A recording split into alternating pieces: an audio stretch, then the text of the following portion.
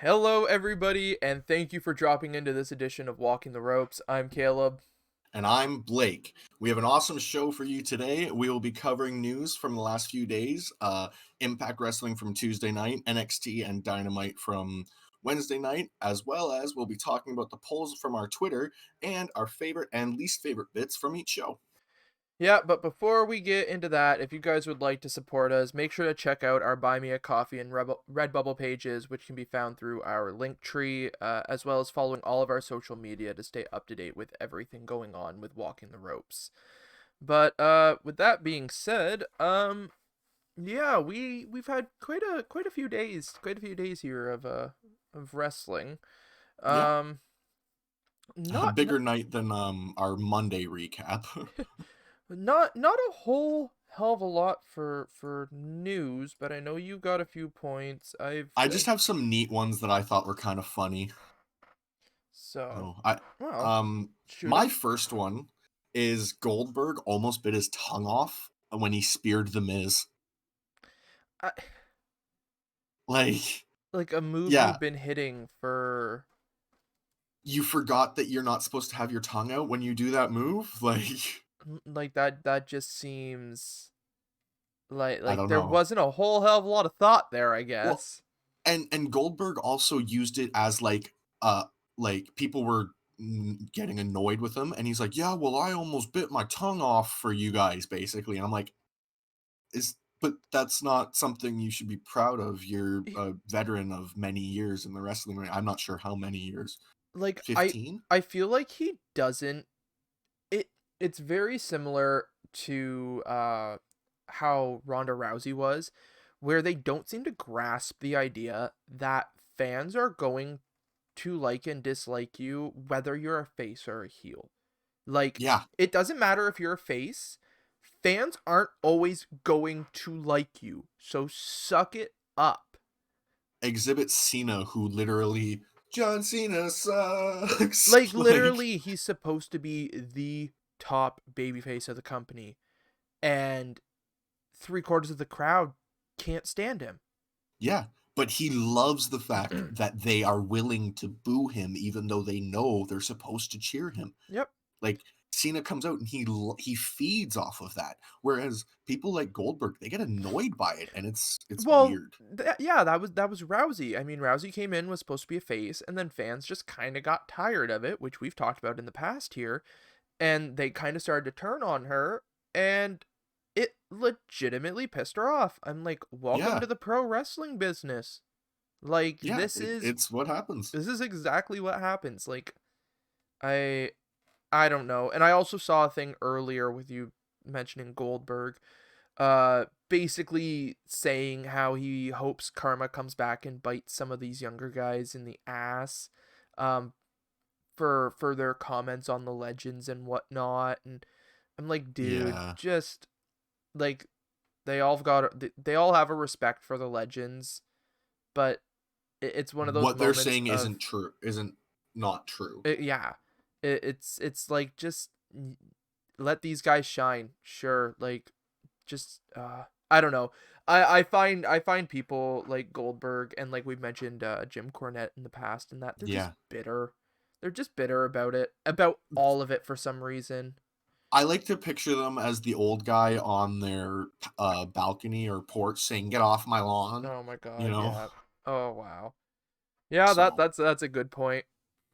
yeah. But what Did you to say your news point then? Or yeah, just a quick one. It was announced, I saw it on Twitter, that WWE Backstage will be returning on Saturday for a Royal Rumble special. I know Renee Paquette, whatever they're gonna have her go by on the show. it'll Uh, likely be Paquette because she's not under WWE contract. well, here's hoping, but who knows? I know Yeah, Punk wasn't announced for it. I'm not sure who else. I would assume probably Booker T and Paige will be on it. But more than likely. Well, they actually, I think actually Paquette on a tweet said she will be seeing Paige for sure. oh She awesome. mentioned Paige by name. Oh So, cool. Well that'll be worth a little bit of a at least the highlights to watch. For But sure. they will be, I guess, announcing the, if I got this right, the 30th entrant in the men's rumble and the first and second entrants in the women's rumble, because, just because you don't have a live crowd, why keep any surprises? I'm fine with the first and second entrant because we normally do know the first. Like a lot of times, there's a match that has the stipulation of, well, if you go from first and win it If all, then you can actually challenge, sort of thing. See, Like, my if there's a stipulation, or hell, even if it was like a matter of like it's a one-on-one match and the loser is the first one in the rumble and that's it. I right. don't mind that. But if there Yeah. was nothing leading up to it, I want to sit there and sure, it's number 1 and 2, it's the first two guys. Like to some people it might not be that big of a deal. But that's the start of what's going to end up being a 45-minute hour, plus Yeah. match. And some years those first two competitors, make all the difference. I mean, we've had surprise returns in the number 1 and 2 spots. Well, my one that's immediately coming to my mind, was the year Dolph Ziggler comes out number 1. He's talking on the microphone and says, "I don't even care who number 1 or number 2 is. I'm gonna win it all." And then Jericho's music hits. That's exactly what I was thinking. Like, I Jer just like it's just amazing that they want to, especially the 30th entrant. Like, Like to that's the me, build up. Like some years it's like and other years it's like a big freaking deal. Number 30. yeah, exactly. Well, and I mean, we talked about it quickly there, like what it could be, the what they did to Lana. Was it last year or 2 years ago now? Uh, Becky's win, so 2 years. yes. No. Mm, Anyway, whenever Lana was the 30th entrant and Becky came out because she was hurt, if they do something along those lines, I'm kind of annoyed. Why did they even announce it to begin with? But I don't know. yeah, 2 I years just wrote ago. 2 years two ago cuz years that was Nia because I thought, Jax entering the men's rumble. yeah, and I thought Charlotte won last year, didn't Charlotte she? won last year. Yeah. I totally forgot Yeah, Becky even won a rumble like that. I think her and Seth won the same year. No, her and Nakamura. No, no, no. Her and Seth, Yeah. because that Mania opened with Seth and Lesnar because Lesnar was pissed off he Yes. wasn't in the main event, Yeah, and and then then closed Nakamura with the was women's. Nakamura and Asuka. Yeah, Yes, yes, because yeah, that was the first women's yeah, rumble. yeah. Um, We know our history it takes a minute sometimes, but sometimes. Yeah. it's just one of I those things where I don't like that they're announcing any of it. Um, Yeah, like we've gotten who the entrants are, which is normally what we get, but we don't know where they are. yeah, And very that's always a neat rarely. thing because sometimes you have some really hot feuds and you don't know if they're actually going to come off in the Rumble. Like one year we had MVP and Matt Hardy.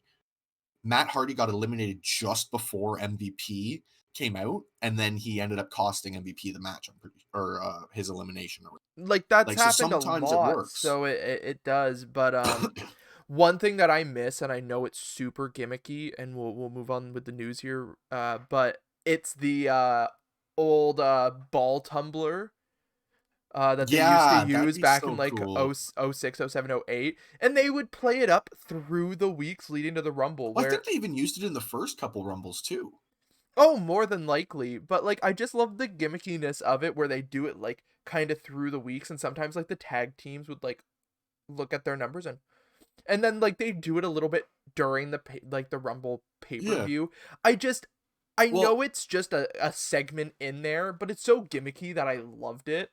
or you had like two heels look at each other and they like grab them at the same time and they're like, "Oh, do you want to switch?" And they'll just switch and they'll be like, "You can't do that," and they'll just walk away. Like, Like it's just one of those things. yeah. But anyways, what else you got? I just have two more. Riddle wants to fight Lashley in the fight pit, and he wants to do it for the US title. I don't care if it's for the US title. Just do it. Yeah, do it in general. Give us Lashley and Riddle in the fight pit, please. Like Like, that oh would my be god. fantastic. That would be utterly Yeah, fantastic. that's really all I have to say about that one. Yeah. um, Dave Meltzer reports that Rhea Ripley was going to be moved to the main roster a few weeks ago, but those plans got scrapped, and that it should be pushed back to a few weeks, and it's now a few weeks. So I almost wonder if she's gonna be in the Rumble.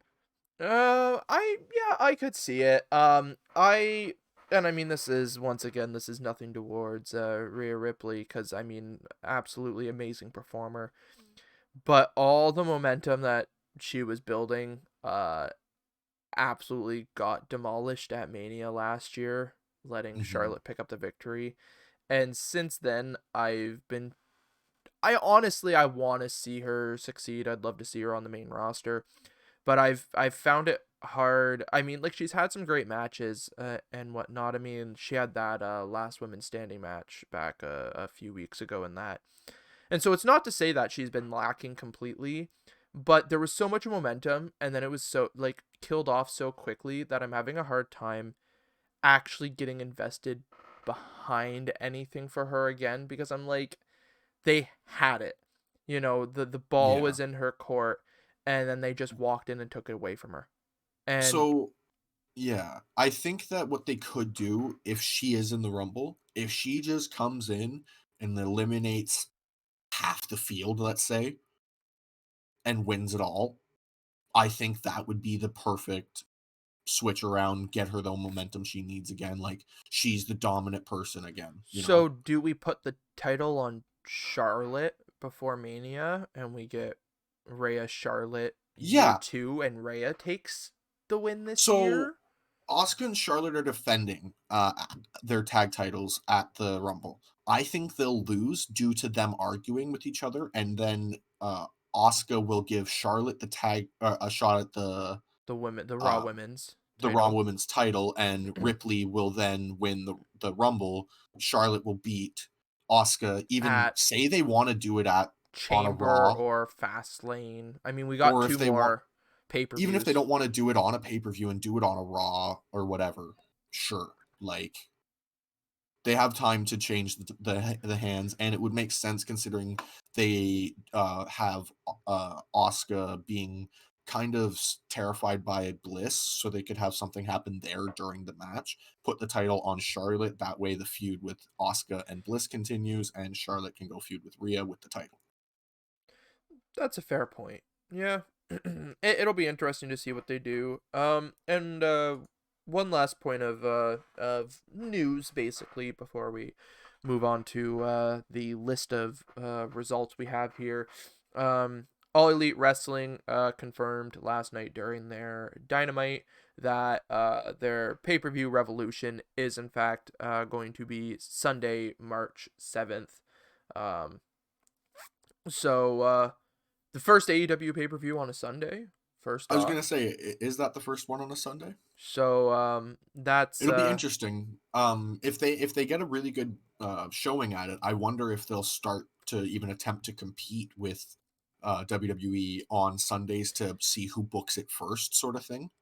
I'm like it might be Like, I good don't for the want them to book on the competition same night. aspect, but I'm just I really enjoy AEW's pay-per-views airing on a Saturday. I've Yeah, been enjoying those big shows on Saturdays and being able to wake up on a Sunday and it still being the weekend, and even if the show runs close to midnight or something, I'm not, worried about it. Where like we got the Rumble this Sunday and I'm like, it'll probably run more of a solid time. We've had really good timing during the pandemic era with the yeah, wrestling. for sure. But I mean, you think back to like previous manias. I mean, I like to talk about the last time we were at a theater for Mania. Um I mean, the show ran 7 hours. Just the main card, if you include the pre-show, it probably ran closer to 9. Like I can remember we left the theater and it was like almost 1 o'clock, if not 1 o'clock in the morning. And I was like, Yeah. well, it's Monday and we gotta be up. Yeah. I mean, being in college at the time too, I'm like, We had class the next day, I think. Like, Yeah. Yeah, we So did. So we were it's we really weren't the most intelligent college students, but we loved wrestling, so we wanted to go do that. well, yeah, I mean you take those moments, but like it was just like It was one of the things we had to do. but it just sucks sometimes having those shows on Sundays. Like I don't mind. I've been doing it for years, but it's just one of those things where like I said, you get like the Mania or like the Rumble runs a little long sometimes and you end up being up until, you know, the early hours of Monday morning and then you're like, well, it's the week now. A lot of people have jobs, school, whatever it may be. It just Yeah, I for enjoy sure. the Saturdays. So I'm hoping it isn't a permanent move. Hopefully it was just to avoid, the scheduling and that with other pay-per-views and whatnot going on, and hopefully when we arrive around to Double or Nothing will be the next one. We get a Saturday pay-per-view. Yeah, for sure. But other than Yeah. that, I don't think I got any more news. Oh, I think we can move on to Impact. Results. Okay, well, we are covering Impact Wrestling first. Impact from Tuesday. Um, I mean, we'll get into our ratings and of the night segments and that, but just as an overall, considering what we've had the last few weeks, I personally was disappointed with Oh, Impact. really? Yeah, I I enjoyed it. There were a lot of good matches for me, and I I don't know. mean, we'll get I into it as we Yeah, go, but I finished it and I was like, I don't understand where it I shouldn't say I don't understand where it went wrong. I have some pinpoints, but it just seemed really odd that they've had such a strong showing the last few weeks, and for this sure. show just I mean, every show has a down spike. I mean, that's like Raw. I mean, I gave Raw the best rating I'll probably give it for a number of months this past week, and you didn't overly enjoy it. So, Yeah, um, exactly. It's very true. Like, yeah. I mean, it was for me. I think maybe because I had watched a couple of segments more than you had, like a couple weeks more of Impact. I have a little more background knowledge on some of things, so maybe that's why I liked a bit more of it. But who knows? my big thing, which like I said, we'll get into it. Just some of the segments they were overly predictable and just things throughout the show. But anyways, yeah, Impact Wrestling. Yeah, We opened the show with Impact Wrestling World Champion Rich Swann coming down to the ring, um, yeah. and starting to cut a promo. Talks about how it's his dream to have become a world champion in professional wrestling. Yeah, and that leads to him calling out Tommy Dreamer. I love Tommy. Yeah. I've not got a bad thing to say about Tommy Dreamer. I know some people are complaining like past his prime and that, but like what he's given to the wrestling business, not only as a wrestler, a producer, and everything, but as a genuine human being. I mean, another reason I love Striker and D'Lo on commentary for this show, they really like to point out. I mean, just the kind of person that Well, if Tommy you look Dreamer at is. if you look at his gear, there's references to Dusty. There's references to Terry Funk, like all over the place. He references men from the past and even women. I'm pretty sure from the past. No, I believe so, more than likely. Like, yeah, he loves to like he's got his House of Hardcore, which is literally callbacks to like old school wrestling. It's just yeah. If you ever get the chance, if you've never checked him out, check out some of the old House of Hardcore shows, which I know you can find probably on YouTube or more what. than likely. I don't know if they have a service or whatnot through a I'm website not or sure. something, but check it out. There is some good freaking shows. I mean, especially from around the time right before the Hardys got signed back to WWE and like just Well, didn't talent they that do one? They did a show on the Hardy compound, didn't they? I Or was don't that somewhere else? think so. That was probably somewhere else then. I Anyway, know continue with your Impact point. had a show Yeah, at Matt's like big shed right. there, but yeah, anyway, so he calls Tommy Dreamer out, and I was really confused as to where this was going at first, and then he mentions their next pay-per-view, No Surrender, ends up falling on Dreamer's birthday, Yeah. which I don't have the date written down. I don't know if you did. It is February 13th. Thank you. I totally missed that date. They said it like 10 times and like Every time it just went over my head, I guess, in one ear out the other. Um, but he offers Dreamer a title shot. yeah. And then before Dreamer can respond, for whatever reason, I have written here Samu Callahan. I guess I was typing up just too fast. Oh, Sammy Callahan comes out and interrupts. I've got some good name misspells throughout my notes too. Don't worry. But yeah, Sammy Callahan. And I And love how just he basically, blatantly on the mic is like, "Cut my shitty music." I'm like, okay, cool. yeah. And then pretty much before he finishes his point, Chris Bay comes out and he's like, "Hey, my birthday is also on February 13th, just 25 years, you know, after Tommy." Yeah. And that's basically his point, is that he should get a title shot, not Tommy. Yeah, and then we have Moose come out Oos, oos. and same deal, wants the title.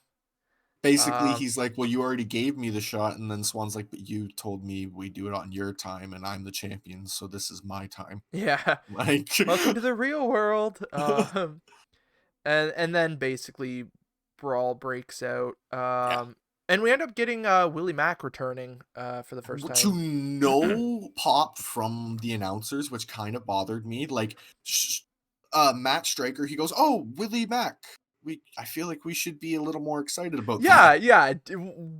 Isn't this like a bit of a like? I mean, sure, it was only a handful of weeks ago that he was on the show, Yeah, but like they've kind of been building a story between Moose and Swan, yeah, revolving around Rich Swan's friendship with Willie Mack, and I just I don't know. I felt like it was just like a, oh, there he is. yeah, exactly. I don't know, but he came out and did his thing. He's Willie Mack. He's really good. Yeah, and then Then Sammy messes with the lights, and Shamrock appears. Ken Shamrock. Yeah, that was I But totally forgot that Ken Shamrock was with Impact, if I'm being oh, honest. you mean the Impact Hall of Famer, Ken Shamrock? Yeah.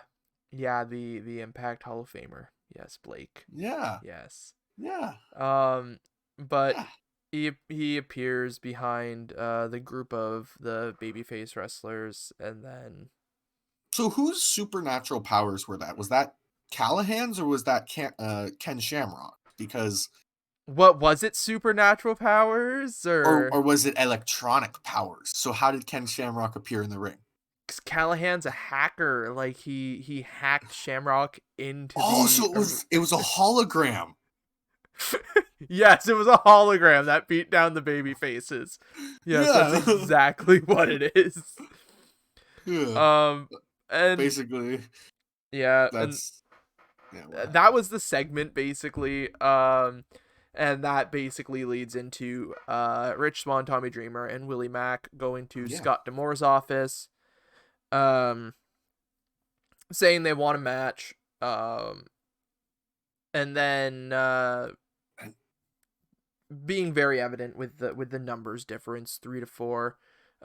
You'll need somebody, but I think I got somebody in the office here, and he opens the door, and they all seem really kind of surprised, which when we find out who it is, I mean it's a nice thing, but to me it wasn't like a holy shit moment. all honesty, I feel like they could have saved Matt Cardona for this spot. Yeah, because I mean we'll get to it, so it's worth mentioning now. I mean, it was Trey Miguel, who I Yeah, mean was on the like how that was only a handful of weeks ago that the group left, and then we've got the two in NXT now, yeah, and I was like it felt like a build for somebody, and then come the main event, and he came out.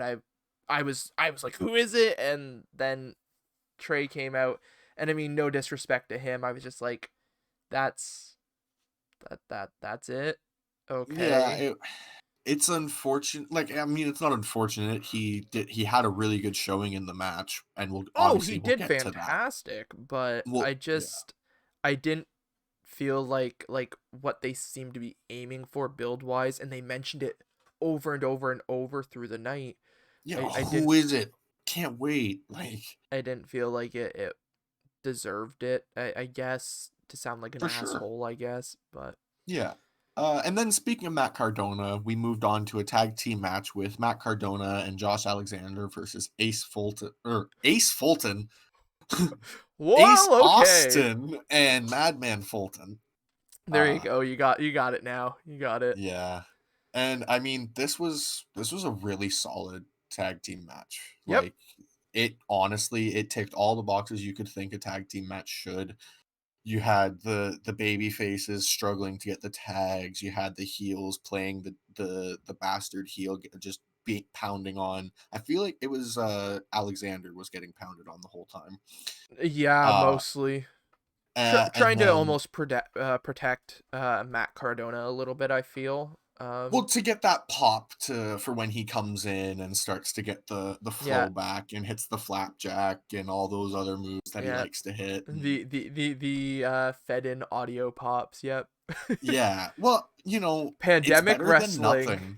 It's better than nothing. I mean, the one I love the best is Dynamite's. They have the best crowd. I feel because it's still a live crowd as Yep. best as it can be. Yep. Like, Even before we were able to have the fans in the stands at yeah, Dynamite, the wrestlers at ringside, like when WWE started doing it, it still didn't feel right. It right. felt forced, and but Because Dynamite or AEW rather went out and said to these guys, they said, "You just are fans tonight. Your gimmick isn't a thing. You're fans." and Like, I love it, because I mean, you get things like, even with Peter Avalon's gimmick right now, he lays on the like right. the bed or whatever, but like even during like Jericho's entrance, he's standing up singing the entrance. Like, they kept an energy there that Yeah. has been missing. Um, But the the guy the guy with Thunderdome. the red mohawk or the red spikes. We talked about him a couple weeks ago now on Dynamite.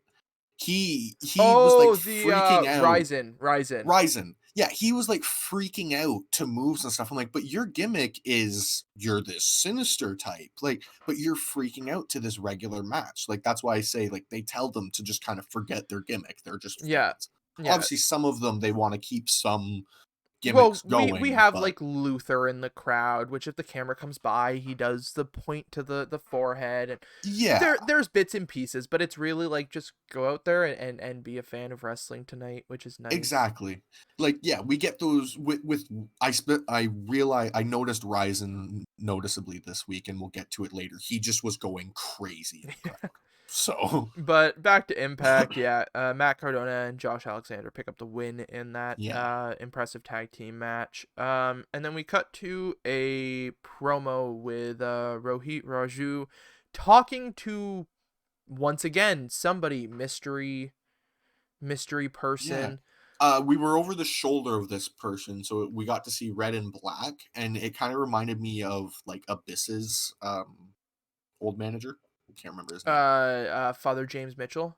Yeah, kind of sort of. Just Uh the that just makes me think of the good old 2007 2006 Monsters Ball shit and Yeah. oh TNA I that just was the good stuff. But anyway, I saw the suit and I was like, is that what they're doing? But there's no way. but I don't understand why they keep it a mystery because he's been on the show. He did all the stuff with Sue Young, Susan. Like Okay, so I yeah, just maybe it's not then. I I didn't remember who was doing the Susan and Sue Young stuff, so yeah, it was that him yeah. who kind So of did that transformation into Susan. But hey, I mean, I wouldn't be surprised. I wouldn't be surprised. for sure. But and we go from that to another paid ad from All Elite Wrestling. Was it just me? And this is absolutely no disrespect, but did Tony Khan seem like he had one too many to drink before taping this? I thought he seemed like somebody had a gun in behind the camera, just like say the line. Like he seemed a little more over the top than normal. And I mean, it's not that it bugged me. I had Yeah. no concern with it. It's just most weeks he's like we're better than you. We're giving you our money. This week he was like, this is AEW, and I'm like, Yeah, like okay, Tony, like I thought like he was kind of playing in that Carney-esque sort of thing. that's We been fair. mentioning. I never contemplated that. It just the Twitch chat was funny because they're like, Okay. Tony got into the hard liquor before they taped the ad, I guess, and I'm like, Yeah. he does seem like he's had one too many, but For sure. who But knows? yeah, Who that I knows? love these paid ads. They're Basically, just everything about them. Once, like he's just gonna say that Private Party, they're gonna become the champions. That's yeah, basically his entire point of the whole thing. that's what we're gonna hear until No Surrender and the tag Oh title yeah. match Well, we even happens. hear it on Dynamite. Like, Exactly. Um, but yeah, we have that, and and then then we got Brian Myers talking to Josh and Matt as they kind of come back from their match, and Brian calls Matt his Janetti, and I yeah, kind of laughed. yeah, I heard that, and I was like, okay, somebody thinks highly of themselves. Apparently, got it. Yeah. But But it made me laugh because I was like, because you know that even in WWE where you two were, the more likely to, if we're gonna say that's gonna go in the Hall of Fame right now, would be Zack Ryder. oh, 100%, 100%. Like Uh, that's not a shot against Brian Myers at all. no, not by Like any means, but I mean, there's a reason why Matt Cardona, Zack Ryder was employed throughout all those years and just recently released where you have been hired, fired, hired, fired. Like you were I Edgehead and then nothing, and then you were Kurt Hawkins and then you were nothing, and then you were Kurt Hawkins the loser, and then you were Brian Myers. like you had a really good stint with the whole like losing gimmick, but beyond that, I just I like how that's a good stint. am I wrong? No, he got over. Like he got over He by got it losing. over, but Like, like the second they won at Mania, it was like cool, and then they lost uh, like 2 weeks later. But anyways, yeah, like yeah, it not doesn't make to sit sense. on that. But that leads into Brian Myers versus Eddie Edwards. In a decent showing. Up until the end, which got a little interesting, I guess you can Uh, call it.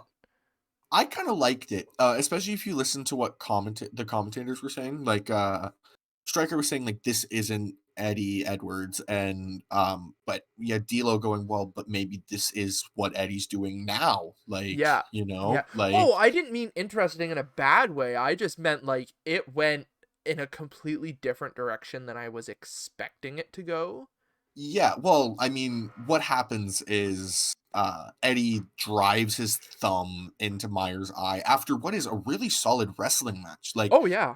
Like they put on a clinic of a wrestling match, and then just Eddie drives the thumb into his eye and just sits there, basically keeping it there, and then bites him. It starts biting him. Yeah. Yeah, and I didn't realize this. Eddie's missing teeth.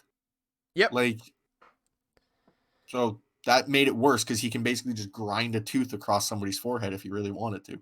Yep. And I mean they got color off of Myers afterwards too. Well, he had a bandage on his head, so I wonder if there was stitches, so as soon as he bit, it just broke the stitches, right? So, More than likely, but it was a nice touch to it to get for color out sure. of it. So but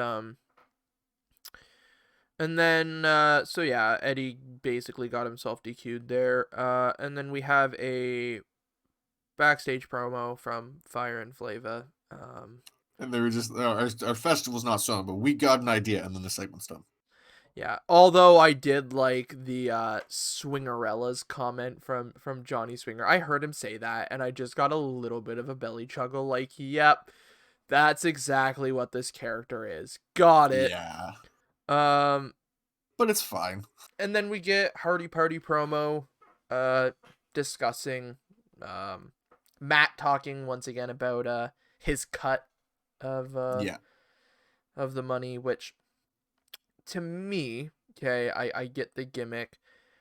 And I don't mind if it keeps being a side mention, but we've been hearing it for a few weeks now. We get it. You get a cut from them.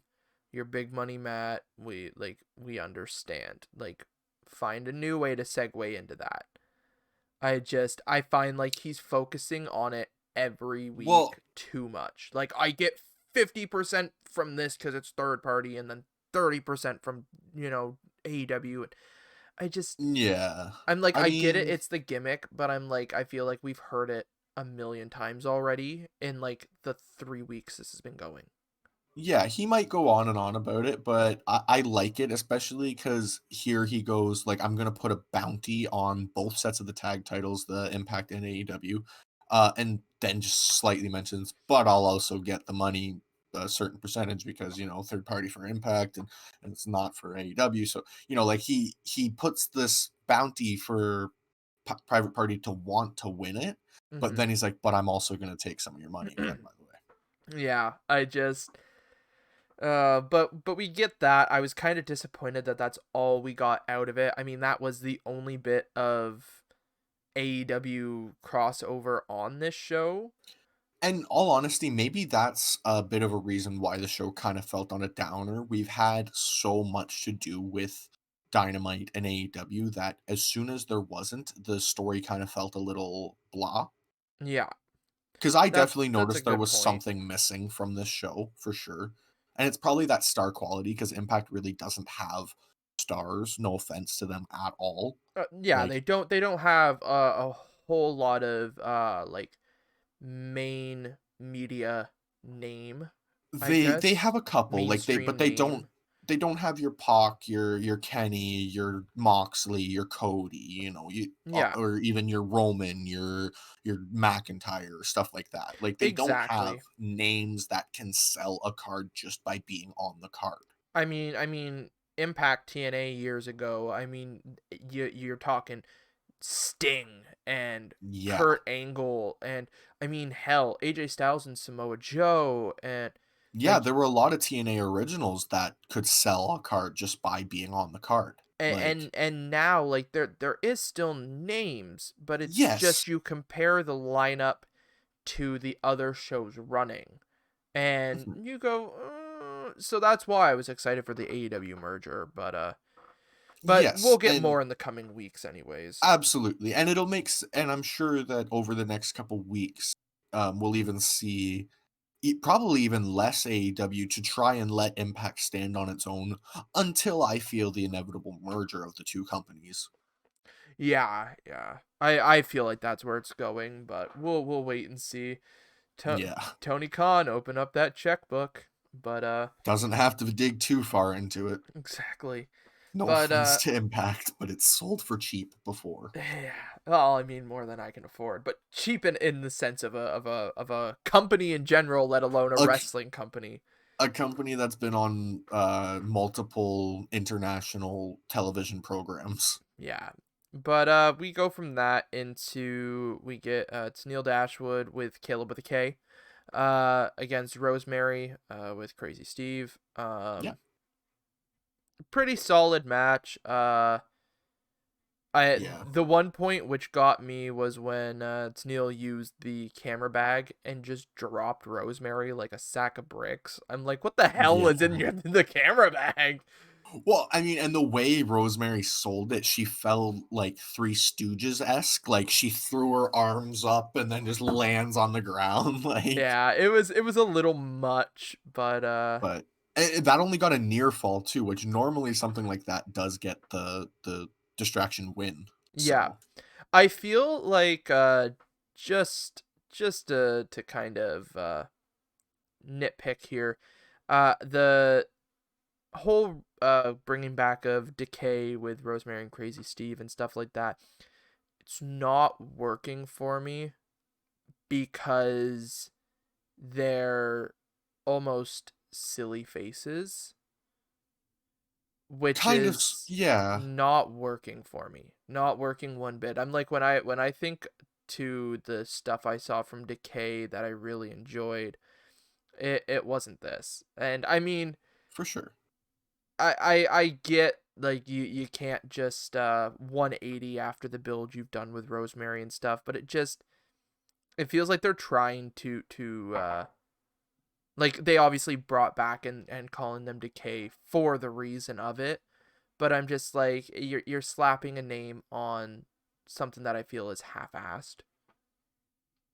I can see where you're coming from with that, but at the same time, they've been cutting some promos in the back where Rosemary hints that there's something else that they're kind of like that they have a plan, and I feel like the plan that we're supposed to see is night to night, but I feel like she's actually referencing an overall bigger plan, and maybe it's they have another member of Decay that's a big guy like Abyss, um, who is gonna probably bring that level back to them and them go to the heel side of it and do back to what we had with Decay. Just from what I've seen in her promos, I feel like that's what's coming.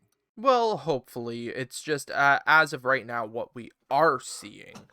For It sure. it just I don't know, it's not working for me, Yeah, and maybe I'm reading too much into it as well. So it's a relatively decent match overall. I only just realized her finisher is a mouthful.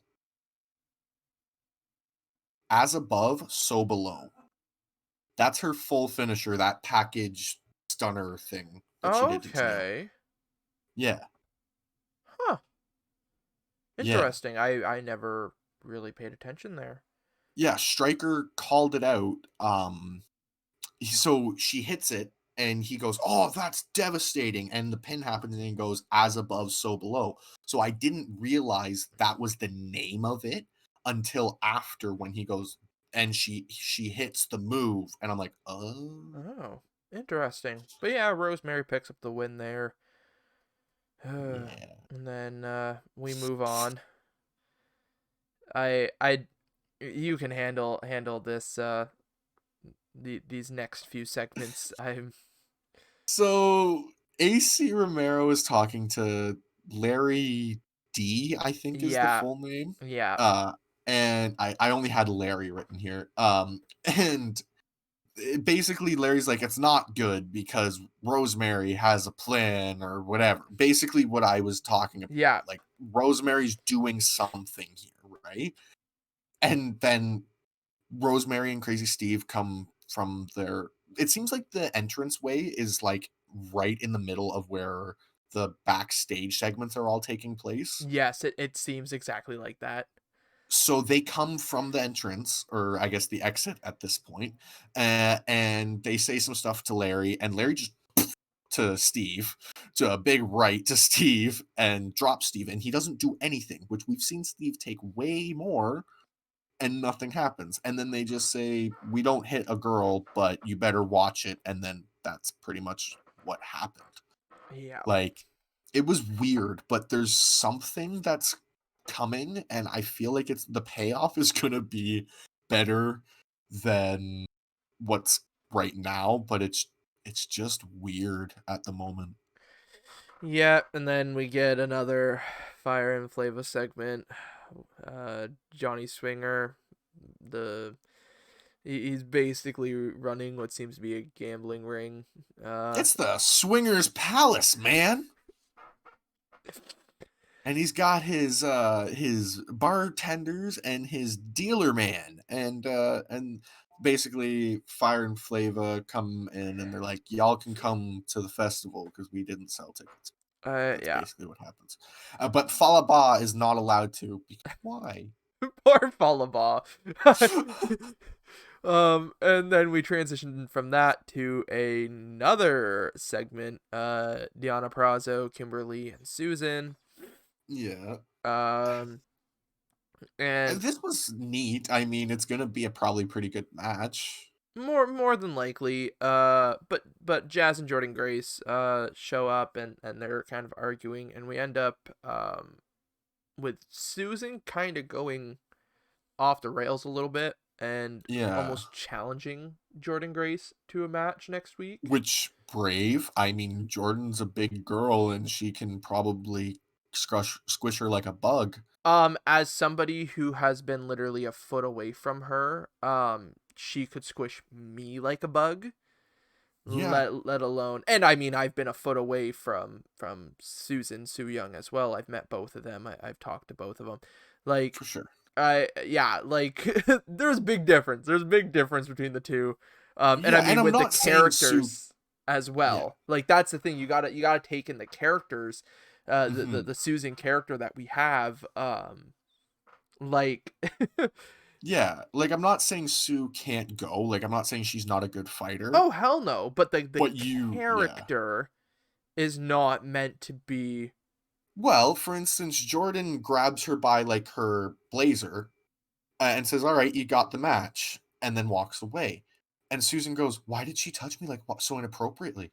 Yeah, It's yeah. like, what? Like, So, but we basically get Susan and Jordan Grace announced for the next week, and then yeah. this, yeah, you handle this. I don't. So this is actually a match because there is a winner at the end of this. So Alicia hosts the Fire and Flava Festival. We get her talking to everybody that's there, and it's basically just a really, really shit celebration of their It championship. it She introduced the Fire and Flava team, and they come out and they just shit on everyone. they basically pulled the whole Firefest gimmick with it, that festival back from a few years ago that was supposed to happen.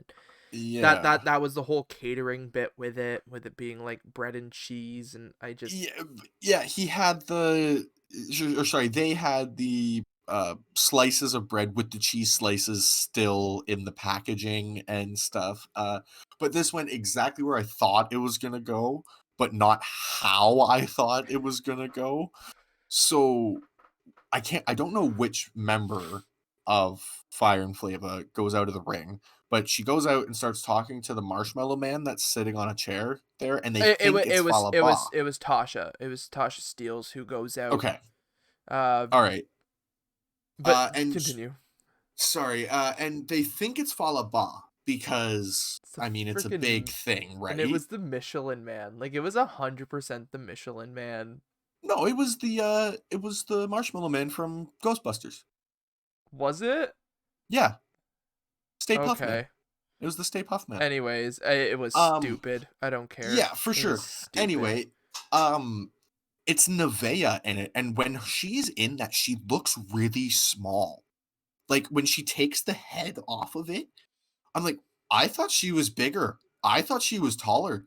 Like she just didn't look like the way she does when she's in her regular wrestling gear, and it just threw me off. Yeah. Anyway, and then Havoc appears in the middle of the ring, and just they clear the ring, and Alicia announced that Havoc and Nevaeh win Fire and Flava Festival. Uh, Yeah, because why? I anyways, then we go to the next segment. Which is much better, even though it's much quicker. Yeah, it's Chris Sabin and James Storm basically having a drink, talking. talking tag team shit and whatnot. How they're not Motor City Machine Guns, but I have a feeling they're going to be called like Motor City Beer Guns or Oh, I something. hope not. Like, I hope not. there's going to be a mashup of Beer Money and Motor City Machine Guns in some way, and I you know I it. miss beer money, but anyways, I would love for Robert Roode to leave WWE just to come back and do Beer Money. that I love beer money, and I mean I have my own personal experiences with all Yeah, that, which we'll talk in a future cast, I'm sure, I'm sure we when we will. don't have a ton of stuff to cover. But and That'll be then when we talk about our indie shows. yeah, and then we get another Fire and Flava segment backstage. And they I just talk about what happened, and it was just that. That was literally what they did. I'm so done with that. But anyways, then we get another match finally. Finally. Yeah, that was a good 20 minutes, I want to say. Oh, at least. At And least. yeah, we talked about the Fire and Flava Festival really quickly. It sat there for about 15 minutes. Well, I mean, Alicia's freaking introduction to Is it it. Alicia? It's Oops. Alicia. Whoops. Yeah.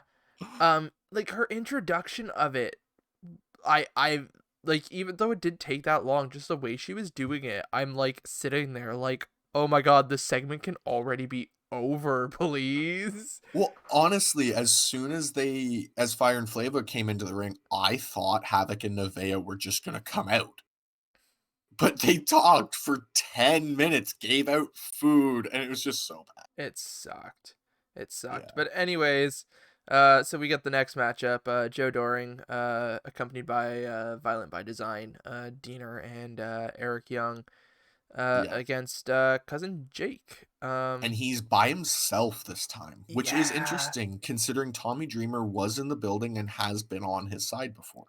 yeah. But I guess being in the main event, I just Maybe, found it yeah. weird. I'm like, we're just, I guess, dwindling the numbers down. Well, I guess it was Rhino. They took him out last week. Before that, I guess it was only Dreamer, and Dreamer's busy tonight. So, Yeah, but like, good match though. for Um, sure. I mean, and it had a really good ending. Like, it didn't finish. Like, honestly, Violet My Design didn't get involved as much as I thought they would in this match. It was Same. really just Jake and Joe going at it. Two big guys just hitting each other. Yep. But decent showing. With Joe Doring picking up the win. And then Violent by Design proceeds to start attacking cousin Jake. Um, and the way that was done was also, like I say, interesting, not in a bad way, but Right.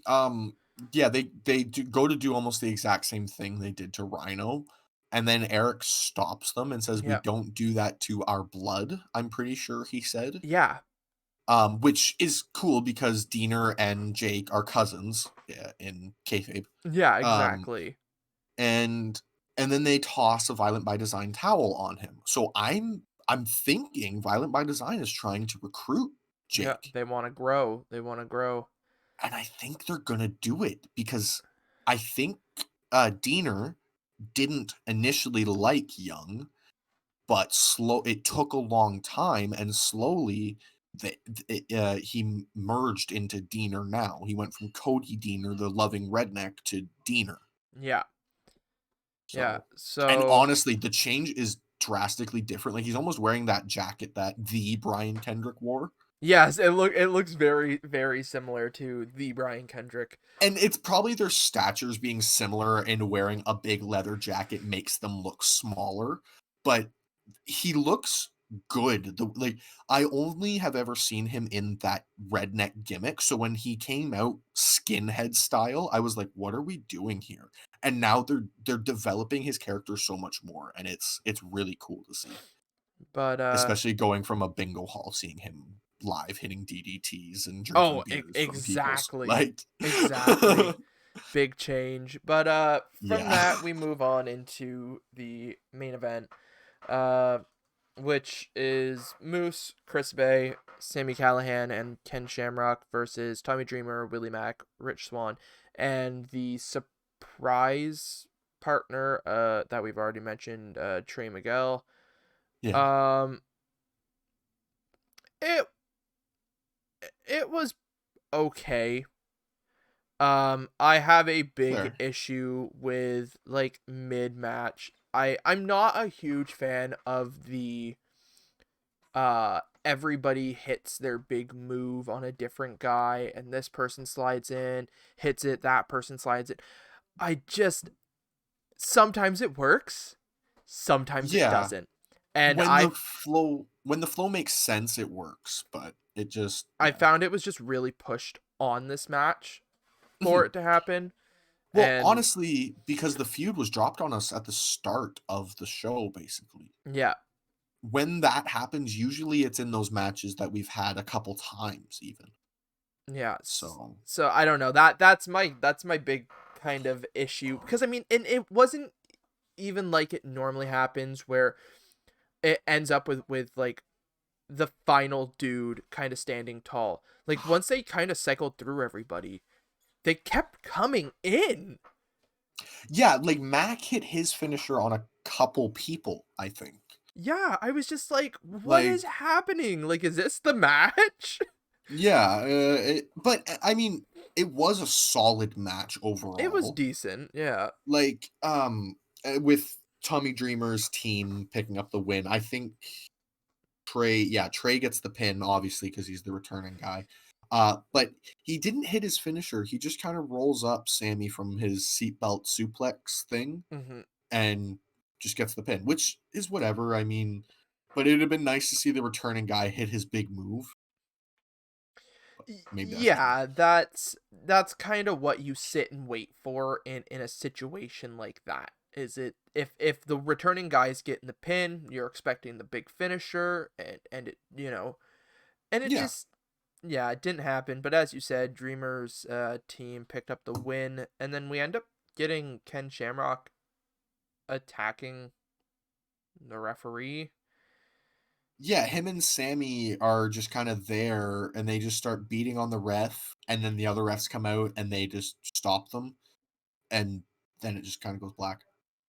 So we're So gonna get more on it, but it's weird. yeah, it was something. So we'll run through our ratings and that with all of the shows after we run through the results here. Uh Sure. so next up on our list of shows to talk results from, we've got All Elite Wrestling's Dynamite. Um I guess I was in the lucky group that got to see Eddie Kingston versus Lance Archer open the show because I guess the TNT app uh would not let anybody view the show So right up to the finish. that's why I had to watch NXT live. So when I messaged you, I That's was exactly watching what it was. Okay. yeah, I Yeah. was watching TNT and I had been watching BT recently. The last few streams I'd been watching on BT, but this time I was watching on TNT and it just went black. It was an audio screech and nothing happened. So I flipped over to NXT so that way I could stay live with at least something and keep up to date for our show tonight Yeah. today. So the full But match is man, now on YouTube.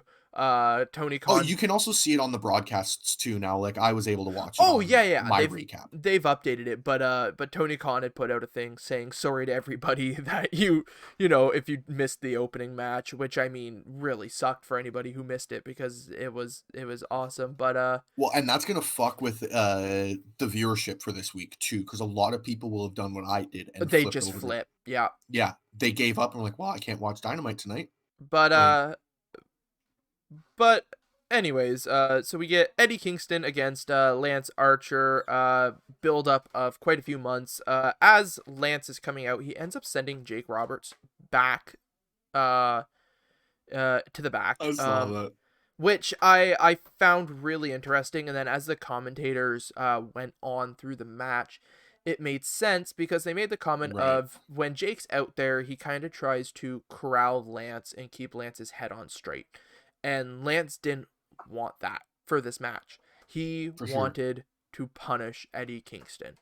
Um, Yeah. which he definitely did, especially because I thought he legitimately killed Eddie Kingston with the choke slam onto the apron. Oh my Um, god, that was brutal. I mean Well, Tony Schiavone, you could actually hear in his voice him being like, like I think he fucking broke his back. yeah. Well, and then almost right after that, Archer did this move, or it's not even really a move. He throws Kingston face first into the camera, like the lens of Yes, the I camera. really liked that. And I don't know if that's ever actually been done intentionally in wrestling before. And that was something that I really liked. Yeah, I don't think I can, like, obviously, like, the camera guy's been in the way, been hit, stuff like Yeah. that. But I can't say I've ever seen anybody walk up and be like, "Here's the camera." Thunk. Yeah, and I Like wanted the camera to crack, but clearly, well, like that would have been so whew, cool. But those cameras are pricey. So, they'll gimmick one eventually when Lance Archer eventually does this to somebody. They'll have a gimmicked camera for him to yeah. do it with to really drive it home. But I can't wait for that eventually. Please, Tony, work on that. But we end up with the Butcher and the Blade dragging out Jake Roberts out of the tunnel, Yeah, which distracts Lance, which allows Allie, Bunny, whatever you want to call her, to hand Kingston a knuckle duster. And with one nice, really good back fist, Eddie that Kingston knocks Archer flat out. th- there was a welt on Larcher. I keep saying Larcher. Why am I Larcher. saying Larcher. Lance Archer? There was a lump on Archer's cheek Yep, there and bruise was. almost immediately after. So Like, he Kingston got a didn't good hold hit. back. But Eddie Kingston picks up the win. We end Yeah. up having Butcher and Blade come in and hit full death, which Is almost went that the name of really it? bad. Yes, Okay. it almost went really bad because, I mean, Lance is a huge dude. Hmm. But they Well, hit. Excalibur's call was difficult for me to hear it. What the name of it was, He and didn't I was even just say like, it. He didn't even no. say it. They said as it landed, he said, and that like he said their finishing move right after it, their tag team finishing move. He said the He name of it, no. and He then tag team said he finishing move. said their tag team finishing move. He never stated the name. Because I I could had have to go sworn. back and look, because I'm pretty sure it's full death, and I had to go back and Okay, look for it because he never because said it. when I flipped back, I heard him say like a jumble of words as the move landed, and then when they pop up, he says their tag team finisher. Yeah, because the thing So is normally when they hit it, I mean, it's usually Excalibur with the big, and Butcher and Blade with full death, and yeah, he didn't, and he was like their tag team finishing move, and I'm like, well, that was a shitty called Excalibur, but okay. yeah. But they end up picking Lance up, and Kingston gets one more really solid back fist, spinning back fist on him. Probably Um, won't be seeing Lance Archer for the next little bit. and if we do, Eddie, you better run. Yeah. Easy as I wouldn't be that. surprised though if Archer was written off just for a little bit, just a couple weeks even, just to push some other talent onto the Dynamite show. That's very fair. Not even saying Archer shouldn't be on the show, but just to kind of get more regular people into the filter, you know? Yeah. But after that, AEW, as we stated before, they confirm the new date for Yeah. Revolution. And then we end up getting a promo from Moxley, which I don't know about anybody else. Fantastic promo. I loved it. He, It was good, but I thought it was a little odd. Like it just the felt way. weird, but I liked Yeah, it. exactly. It just felt like Mox being Mox. I like the I have sex in the morning because it's a good way to start the day. I like my Yeah. beer cold, my coffee hot. I'm like Yeah. that was it was And just a he's decent promo. Yeah, and he said he loves a good six-man tag, obviously a reference to his WWE days. You Wait, know, what? What's six man? What? What? he was kind of in this group. I don't know if you heard of them. They had this like triple power bomb move. It, it was something like barricade or something like that. Something I like don't know. that. Yeah. Yeah. Roadblock, right? Yeah, that was it. Had to have Right. been. But anyways, we get a really good Mox promo. And then speaking of good promos, Oh yeah. Sting and Darby Allin talking the street fight. I mean, they got their feelings hurt by Taz. I Like, I loved the way Sting built it up, and he's like, "Hoodlums? What do you mean? I'm not a hoodlum. Darby's not." And then he like stops for a second. He's like, "You know what? Darby is a hoodlum." And then I liked Darby coming in and like doing his bit, and then uh just saying to Sting like, we're yeah, one and the same. yeah, And it was so cool because I was waiting for Sting to start smashing the windows, and Darby put the skateboard through, and when Sting turned and just started going at the windows with the baseball bat, I was like, yes, yeah. Well, I yes, mean, this is the like, energy I want going into this match. exactly. Like we had Sting and Darby. They were just in it was like this warehouse basically. I want to know where they keep getting these cool sets for Darby to just play in because he's had a bunch of cool things for him to just do things like that with. It's almost like they Uh drive down the highway down there and they're like, "Oh, look at that place. Let's get in there." yeah, and like Tony's like, "Oh, well, I'll rent that for a day or whatever." Like Hell, for what the properties are probably going for, looking at the state of some of them, he probably just buys up the property for the hell of it. I mean, yeah, and then just he'll be like, "Oh, we might use this for a cinematic match at some point." But but really good promo.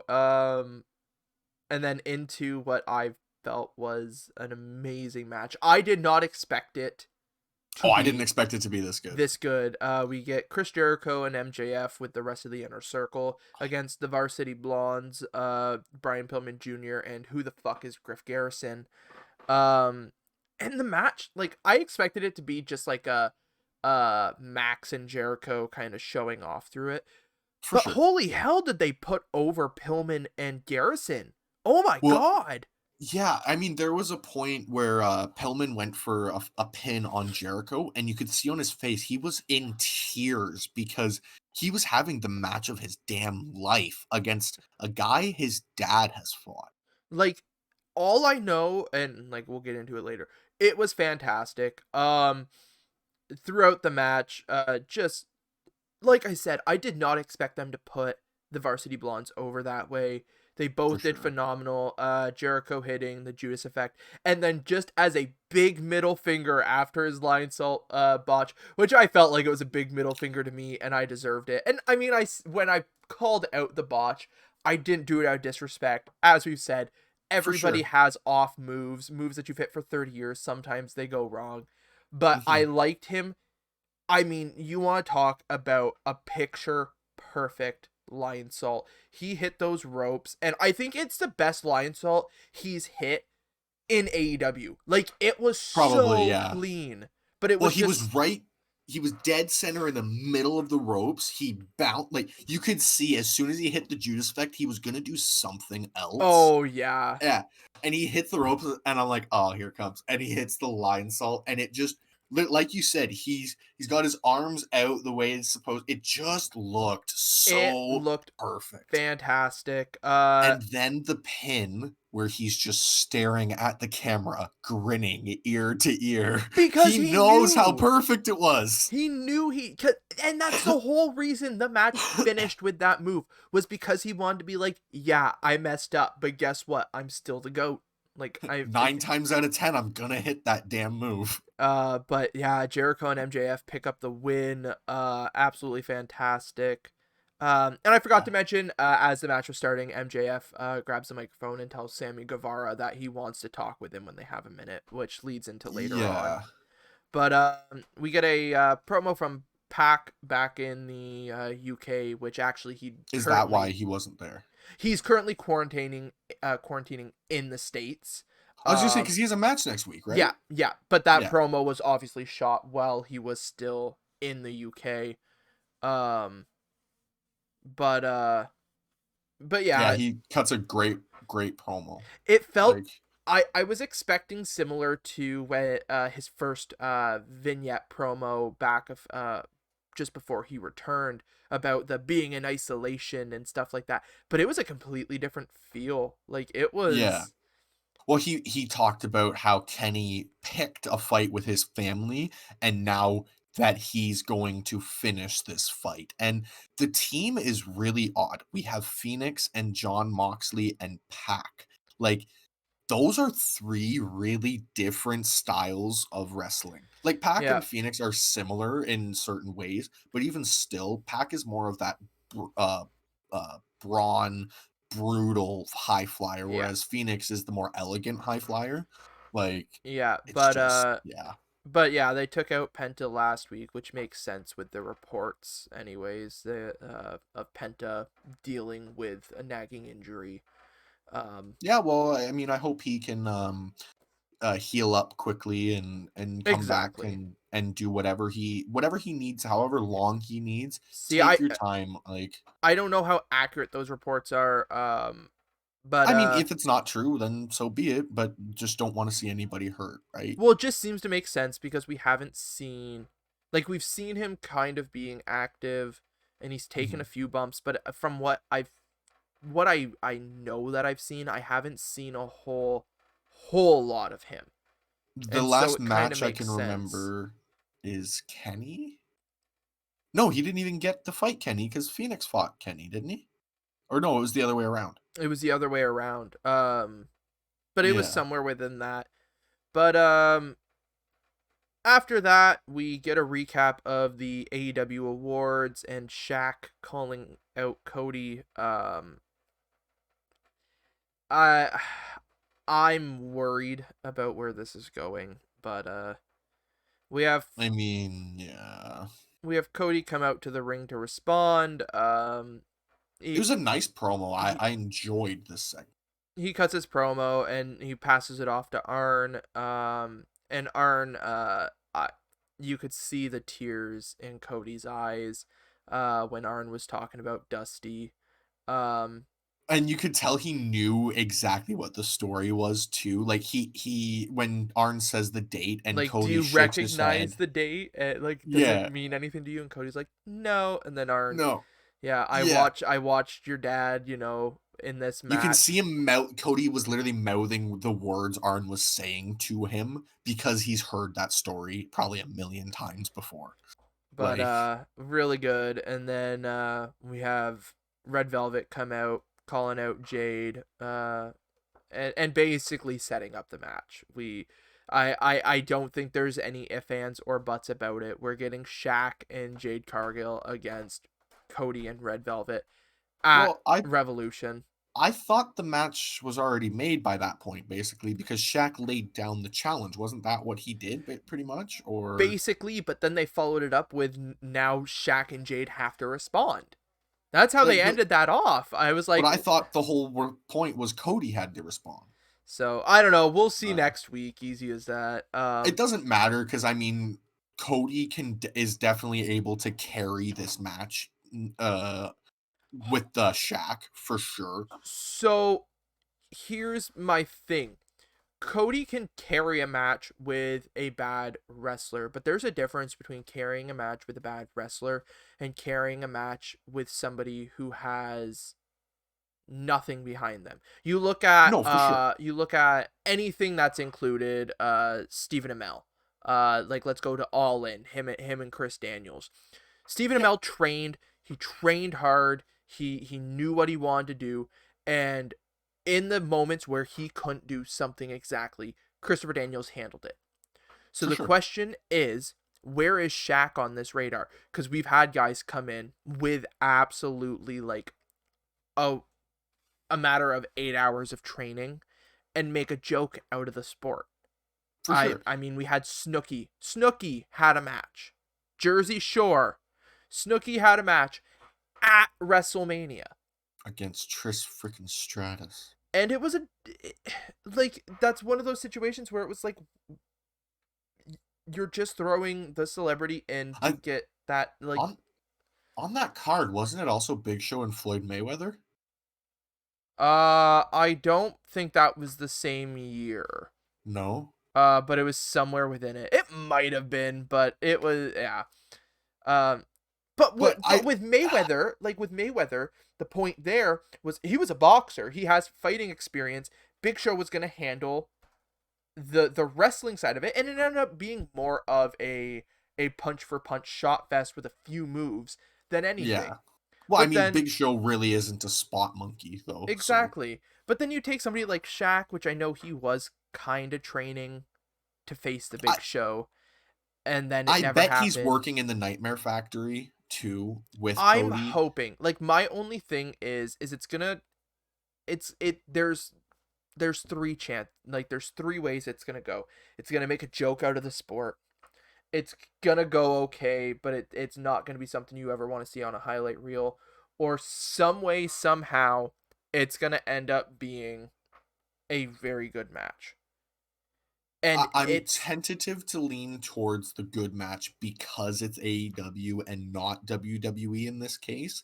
But at the same time, a lot's up in the air because I don't know a lot about Jade Cargill. I know nothing about how Shaq's gonna wrestle, but that's my and point. Red That's Velvet as well. I don't know how she's gonna do. Like I've seen some of them in action, right? But I've not seen enough of them to know if they can constantly have that quality match. and putting it on the pay-per-view. It's got high expectations. Yeah, That's why I I hope that I am absolutely pleasantly surprised by the match. Um and I mean, I don't know whose call it was to do any of this, but I do not have high expectations personally. And it's purely because you're throwing Shaq in.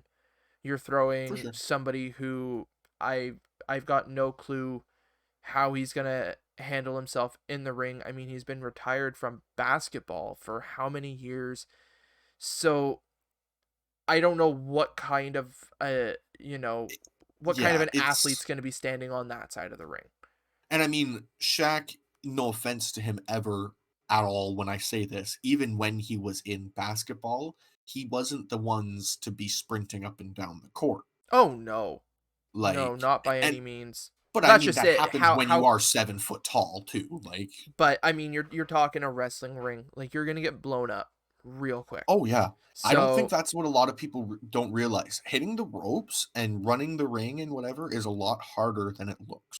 oh yeah. Oh yeah. Like, But anyways, to move on from that, we get a package about the wedding between we get invited to a wedding. Do you want to be my plus one?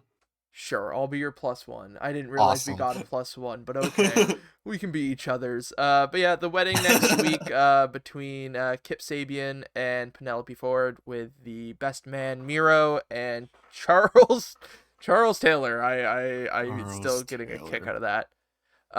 But yeah, we get a It's not gonna last, and that's the thing that I like.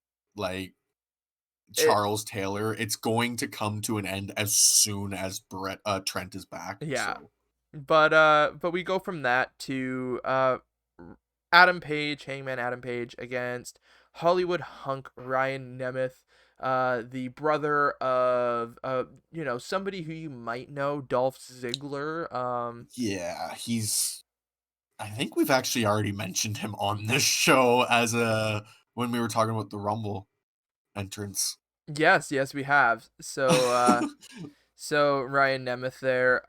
Pretty decent showing. I I was really surprised by Ryan in this match. Like I have no offense, I've never seen him before in any match, and he did a lot better than I thought he would. He hit a lot of Ziggler's moves. I figured knowing who his brother was, I was like, he's gonna have a decent showing. I'm not worried about him. No, I wasn't too worried either. And we have Matt Hardy come out at some point, and he starts cheering someone on, which turns out to be Paige. Which I mean, it makes sense. It wouldn't really make a lot of sense as to why he'd be cheering on Ryan, but he just came out and kind of started like, yeah, and I was like, who are you out here for? Yeah, and it wasn't until they got a close up on him while Adam was getting beat on that he was going, "Come on, Adam! Come on, Adam!" Yeah, That I think Tony pointed it out it that was Tony he's or cheering. Excalibur. Yeah, Yeah, I mean, it obviously wasn't Jr. No offense to Jr. But yeah. No offense, but it wasn't. he doesn't notice things like that anymore. Like he just doesn't. And then we end up with Hangman Adam Page picking up the win. Oh yeah, with his buckshot lariat, like that is a beautiful move. Yeah. absolutely gorgeous. Oh yeah, yeah. He pulls that off so nice. And then we have Matt Hardy come in and cut a promo to Paige, offering his services basically, and shitting on the Dark Order, which they took offense to on Twitter. But Oh, I didn't see that, but oh yeah, they he they also like shit on all the Elite tweeted. though, Yes, that's true. Uh, so it wasn't just to the Dark Order. but yeah, like the Dark Order, like all of them on Twitter were like, "What the fuck, Matt? Like what? Like why? Why you Yeah, gotta they come were. after us?" I wasn't too keen on him shitting on Dark Order because it's not like they did anything wrong to No, Adam. they just wanted him to join. They wanted him to be a buddy. Well, honestly, they just wanted to be his friend. They were just like, "Hey, we saw what the Elite did to you. Do you want a friend?" Like, if Like, I'm being honest, the Dark Order started off, it was a cult. oh, it was. Like, it was a cult. It's been a cult. Uh, Brody came in, was the cult leader, and it kept going, kept going, kept going. And with the unfortunate passing of Mr. Brody Lee, it still has that vibe, but in reality, it's less of a cult and it's more of a family. Yeah, it's that's what it's becoming. Like, Like they they still got the are. recruitment and stuff, like, but that stuff is more jokey than anything now. Like, it was before, but there was a serious element to it.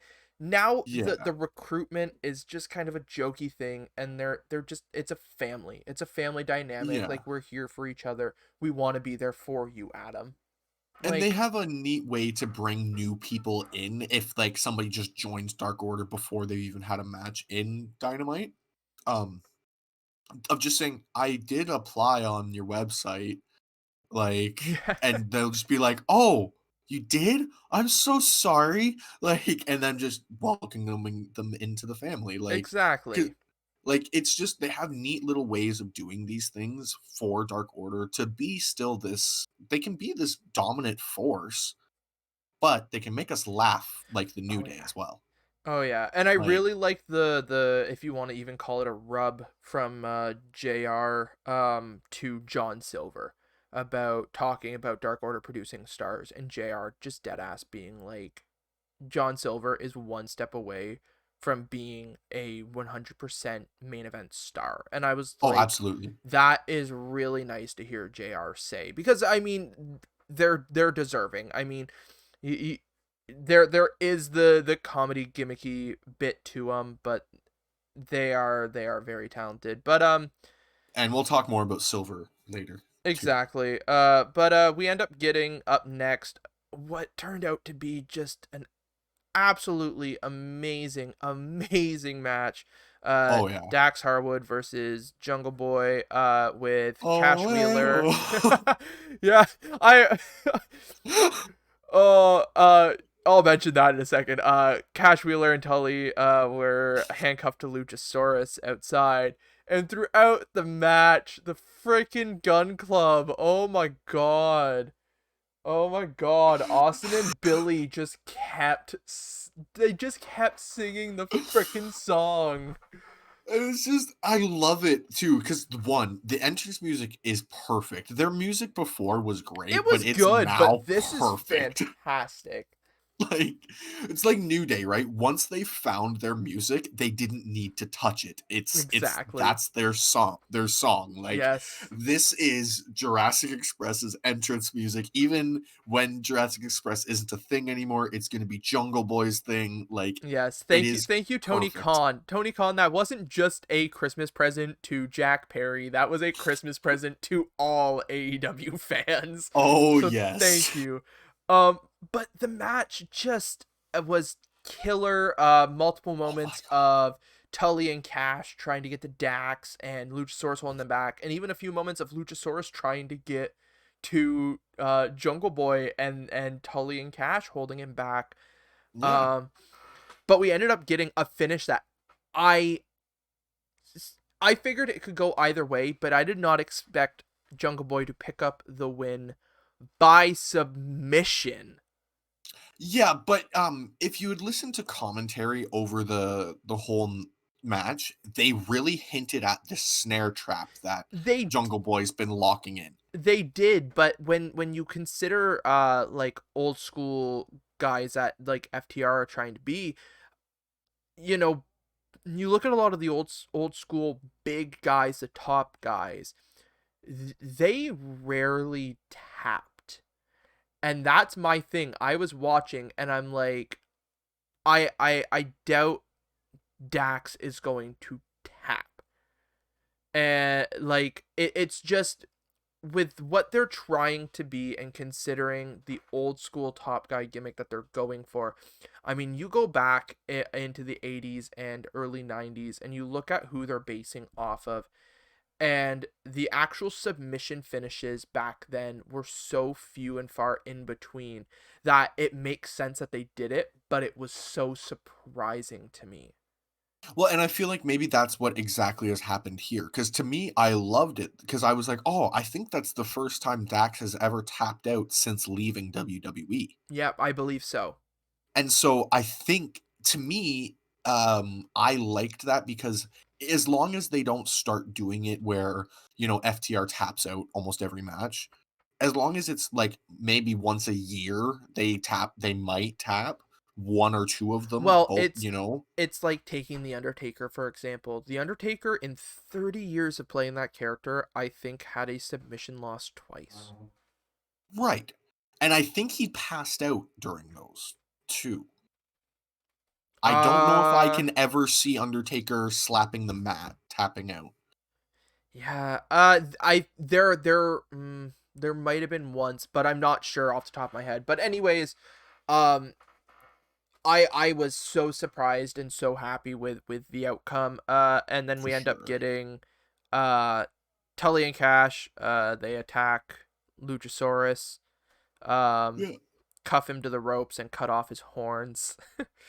And then they go to cut Jungle Boy's hair, and Oh, Marco comes out with a freaking gold chair. I was so afraid when they went to do that. I'm Oh like yeah. Marco's gonna come out, but I'm like, they better not cut his hair. Oh yeah. He's got great hair, man. He's got great hair. Yeah. Yeah, Marco comes out with the gold chair and just chucks it at Cash. Oh yeah. And I just want to know why it was a gold chair. Like, is that gonna be maybe they're gonna have like a tables, ladders, chairs match, and it's gonna be like black, gold, and silver, I guess, for the white. Well, their ladders normally, except for the Casino Battle Royal, their ladders, specifically the Escalera de la Muerte, Yeah. Bucks and Lucha Bros, the ladders were gold and black, Yeah, for if you sure. remember. So Yeah. I don't know. I when I saw it was gold, I was like, nice touch, good Yeah. job. I mean, yeah, it just made me laugh because I was like, of course he would come up with a gold chair. But Like, but yeah, Marco, SCU, and Top Flight make the save. is that what the whole Yep, lineup that came out? yep.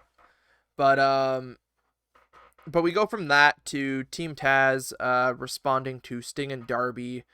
Um And they just beat up some they merch they guys. end up going up and just Like, beating the shit out of some merch guys. Ricky like for just Starks. selling stuff. Like they weren't even necessary. Like they had some Darby stuff and some Sting Well, stuff. the main point was they had the Sting and Darby stuff hung up there, Yeah, and but they were just doing their jobs. Like, but I got a kick out of it. I mean, freaking Ricky Starks. I mean, you look at the size of him. He lifted that guy up hella high and put him through that table.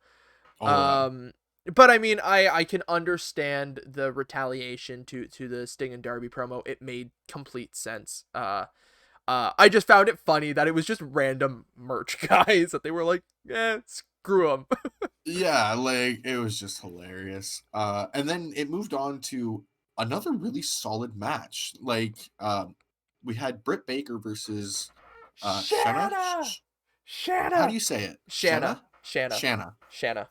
Yeah, I am a big fan of Shanna's work. I watched a lot of her independent stuff years ago, completely forgot about her, and then when she came back, when she debuted for All Elite Wrestling, however long ago that was at this point, I was so happy to see her because I had completely forgotten she is so talented. Um, Well, her AEW record was 3-0 before this match. So she's only had 3 matches inside of AEW.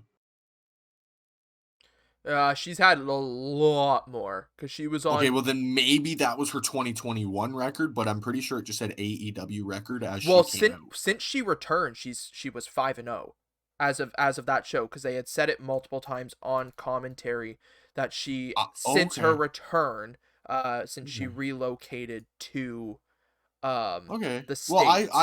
I could have swore on the nameplate similar to ours, it had the like she was 3-0, but I So could be wrong. her her 2021 record was 3-0, and it's now obviously three Okay. one. S- Uh, yeah. but her overall record, which surprises me because I still feel like there was more than that, 6-6. Okay. So yeah, I could have sworn that it just said for her whole record, but that just must have been her 2021 then.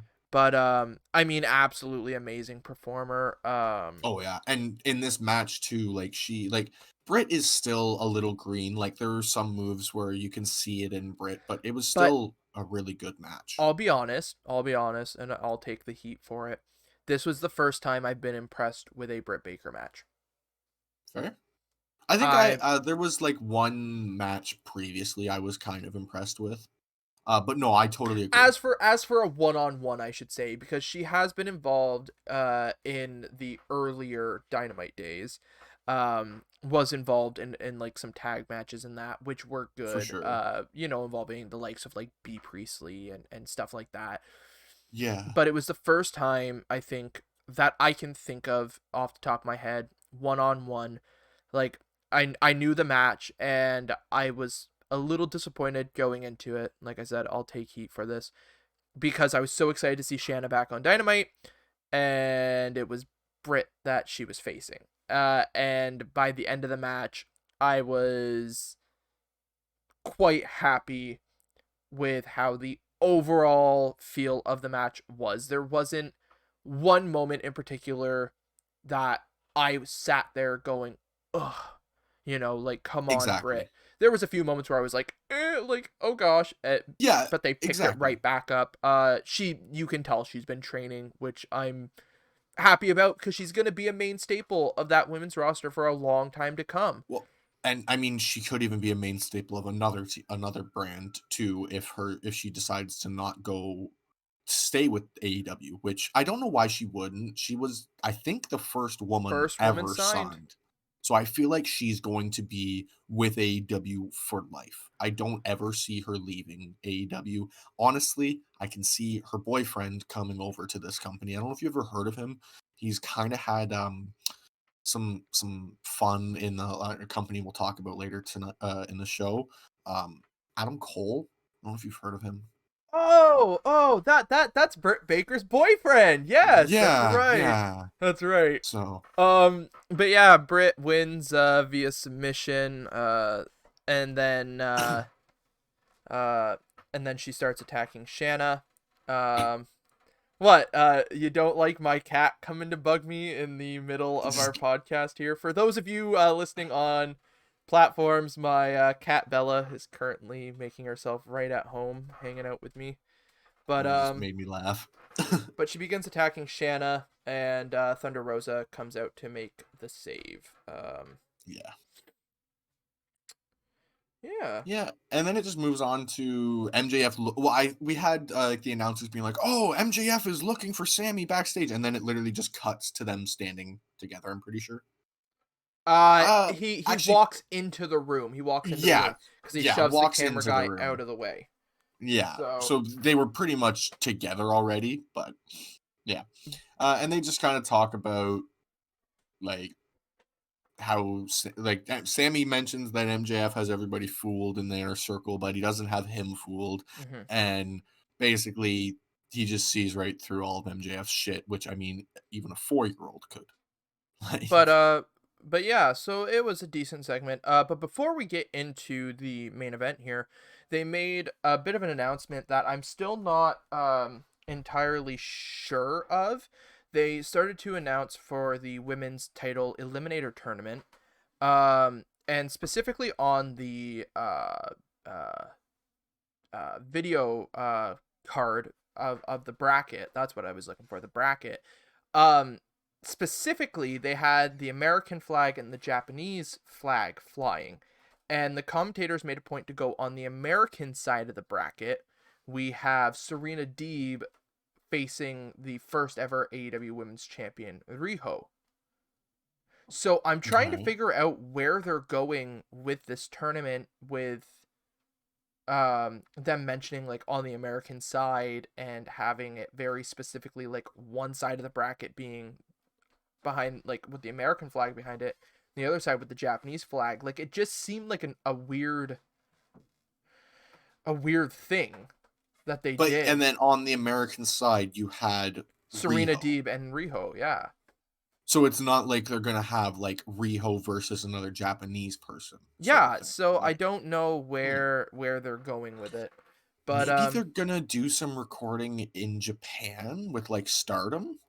uh Isn't I that who's in Japan, right? yeah, but they're owned by New Japan now. Right, that's what I So mean. So is there a working relationship with New Japan now? uh And this is how we're starting it?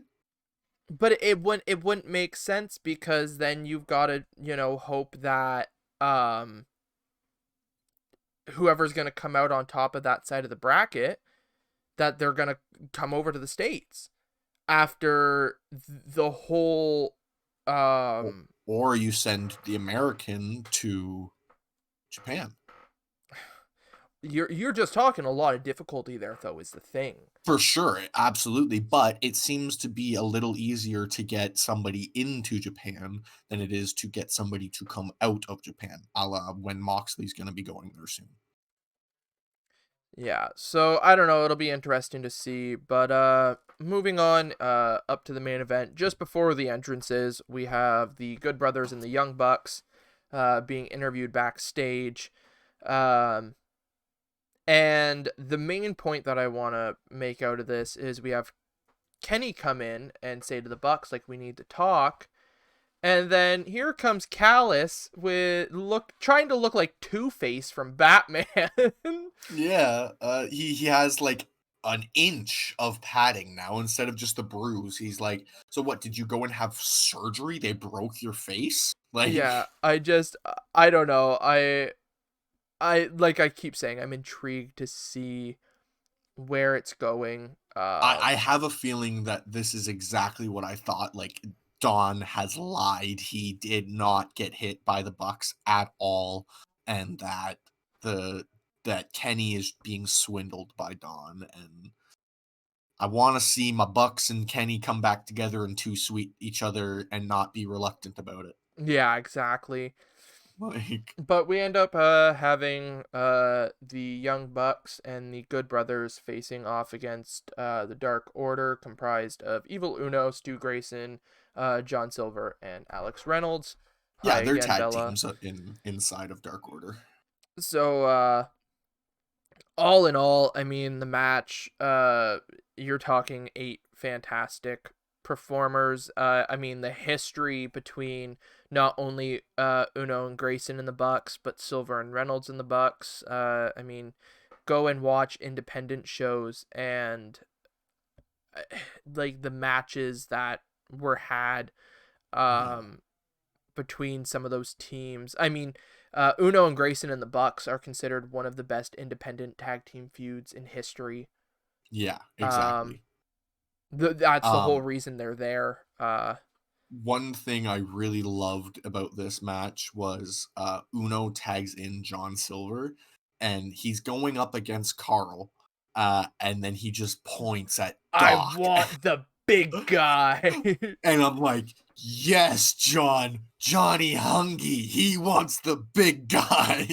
Like, Like, and fair play to John. He tries here to really take it to Doc. And Like it ended up being an absolutely fantastic match. Oh yeah. The Bucks and the Good Brothers pick up the win. Um, They hit a lot of the Bucks signature moves as quad moves. Like the they the hit the the quad super kick was brutal. yeah. I wouldn't have Like wanted to take that. I mean, you have no. one Who person who extend took their it? foot. Stu Grayson, I believe. Stu took it. You Yeah. have one person extend their foot just a little too much, and your head is being shoved into three other feet just coming at you. Like Yeah. it looked Well, rough. didn't they hit like a version? Didn't they hit like BTE trigger into Magic Killer or something like that? There was Magic Killer came from a Bucks move at one point, and I don't remember how. Yeah, I don't remember exactly what it was. But it was a really cool, like they just did so many cool moves. And then at the end, obviously, we had Good Brothers hit Magic Killer again on Uno, I believe, and Yeah, then Young Bucks hit Meltzer Driver yeah. on Uno. I believe took the pin. But yeah, so afterwards, Ray Phoenix ends up coming out. The Good Brothers sure as hell back off real quick. And Yeah, Phoenix takes out the Bucks. Gallows and Anderson come to make the save, which prompts John Moxley to come out. The dive by and Phoenix to the outside. Holy crap. oh yeah, Oh my yeah. god. Phoenix is always he'll just kill himself. He's like Jeff. Oh, I if you think I'll live, okay, I'll do it. Like Like he flew into that barricade and then just sat there. And then I gotta say, one of the best sells I've ever seen. Here comes Kenny Omega coming in. Moxley turns around and paradigm shifts him, and Kenny's just stiff as a board. Like it is one yeah. of my favorite sells I've ever seen. He took it and just looked like he got killed. Oh yeah, and he just laid there until the show went out. Like he did not move until he knew the show was off air. He took that paradigm shift, closed his eyes, and just laid face first on the mat, dead. Which is awesome because that proves the paradigm shift is still that move we need to fear. But Kenny's also got his move we need to fear, the one winged angel. One Exactly. person has only kicked out of it. Or if you don't want to believe the Coda did it, nobody's ever kicked out of it. No, it was such a long time ago at that matter too, right? Like Well, and I mean, some people don't even really acknowledge that it happened. I've sent you a clip of the move, and Coda barely kicked out of it. oh, Like, exactly. Exactly. So yeah, but that was Dynamite, and we got results here for one last show. We've got NXT. yes, So sir. that's good. But before I move on here, just remember if you're enjoying, make sure to follow us on Twitter and as well on our Twitch to get notifications when we go live. We also upload the podcast, the video on demand onto our YouTube, as well as the audio on demand is up on most major podcast streaming sites such as Google Podcasts and Spotify. So check us out there. But moving on here, we have NXT, which was a decent card, but Yeah, I once again I'm in the same boat with Impact, coming off such a hot card last week, especially with the Fight Pit. I was let down. Personally, that's just another one of those. That's me. again, there was so much in this show, and you know what? It might be down to the fact that I watched this one live. So maybe there was something about the fact that like I was sitting there and I had no idea because sometimes when you watch things back, you have a rough idea of what already happened, right?